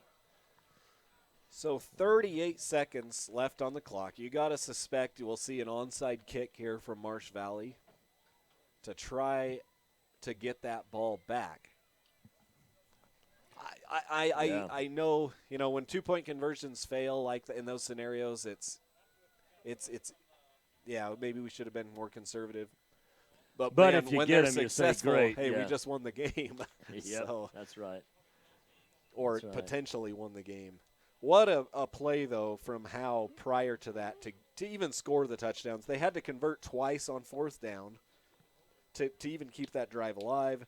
And then Roche and Howe connect on a great touchdown play. And now the Beavers line up for trying to cover the onside kick. If they do, they'll be able to just kind of salt this away. Yeah. No timeouts left on the board. Nope, not for either team. Once again, want to thank just our local sponsors for Marsh Valley, Teton Honda and Teton Toyota, Teton Volkswagen, Lava Hot Springs, Roche Electric, and our other is Alliance Title and Escrow. Huge thanks to all of them. As there are 5 men on the 50 for the Beavers, and then 4 men right behind him. 1 man deep, quote unquote deep, back there around the 20. It's going to be an onside kick. It's going to be Belknap. That's number 22, Michael Belknap, doing the kicking here. Looks like you're going to try to shoot it to the right side, the far side of the field. It's a little pooch, and it's going to go out of bounds. Oops. Yeah, oops. That's not what you wanted to do in that scenario. One of those, I think, try and get it up in the air and give your guys a chance to go after it while it's in the air, but he just kicked it too far.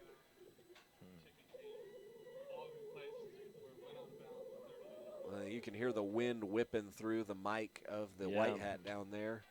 So the ball be placed where it went out of bounds at about the 37-yard line. And with 38 seconds left, Beaver can just kneel her down and let it go. That's right. And the game will be over. They'll keep their unbeaten streak as they head into next week. Beaver already 2-0 on the season. Now will be 3-0. Marsh Valley, though, valiant effort to make the comeback. There's the first knee. That's all it will take. That'll be it. They'll shake hands. A good game between these two squads. And a good opener here in the 2021 Rocky Mountain Rumble. Utah 1 thus far, Idaho 0 after that ball game. Yeah. A nice job by the Beavers.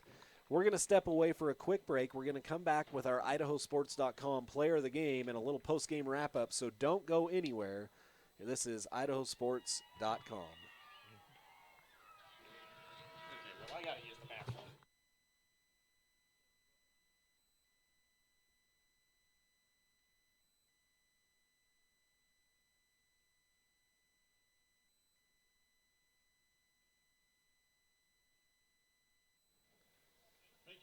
Well, welcome back. Our final here, the Beavers out of Beaver, Utah.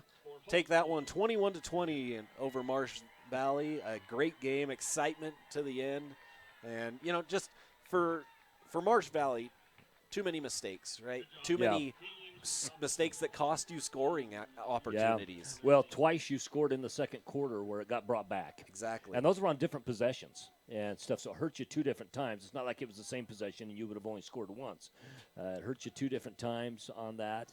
Penalties hurt both teams in the in the second quarter, but for Marsh Valley, they happened to be on scoring drives and it's tough to overcome that. And kudos to Beaver. Keep their winning streak alive, and 3-0 now on the season after wins over Kanab as well as Grangeville, and now a win over Marsh Valley. Well, it's time to announce our IdahoSports.com player of the game here for the 2021 Rocky Mountain Rumble, and it is number 3, Kobe Carter for the Beavers. He was just solid throughout the whole defensively. He carried a lot of the load running the football, picked up big plays, especially in that second half where they started pitching the ball to him on the outside, and that really got them going. They were able to score a couple times on short fields in the second half. So congratulations to you, Kobe Carter, our IdahoSports.com player of the game. Well, a good one here. We've got another one coming up, so stick around with us. But once again, we want to thank our sponsors. This has been an IdahoSports.com game stream production of East Idaho Game Night, presented by Teton Auto Group. Our major sponsors that make coverage on IdahoSports.com possible include your local Toyota dealer, Toyota, Let's Go Places, Valleywide Cooperative and Country Stores, and Project Filter, Idaho Fights Tobacco. We'd also like to thank our local advertisers for today's game. Well, those are Teton Honda and Teton Volkswagen, Lava Hot Springs, Roche Electric, and Alliance Title and Escrow. Huge thanks to all of them. Congratulations again to our IdahoSports.com player of the game, Kobe Carter. And thanks for joining us here on IdahoSports.com as the Beavers defeat the Marsh Valley Eagles by a score of 21-20. For my broadcast partners here, CJ Parkinson, Lance Taylor, I'm Lauren Jensen. Thanks for everyone joining us and for everyone behind the scenes at IdahoSports.com. So long till next time. Stick around. We got another game coming up here on IdahoSports.com as the Sugar Salem Diggers, the three-peat Sugar Salem Diggers, take on the Morgan, Utah. Can't think of their mascot off the top of my head. Anyways, I can't either. A good game coming up here. Stick around here on IdahoSports.com. Have a great night.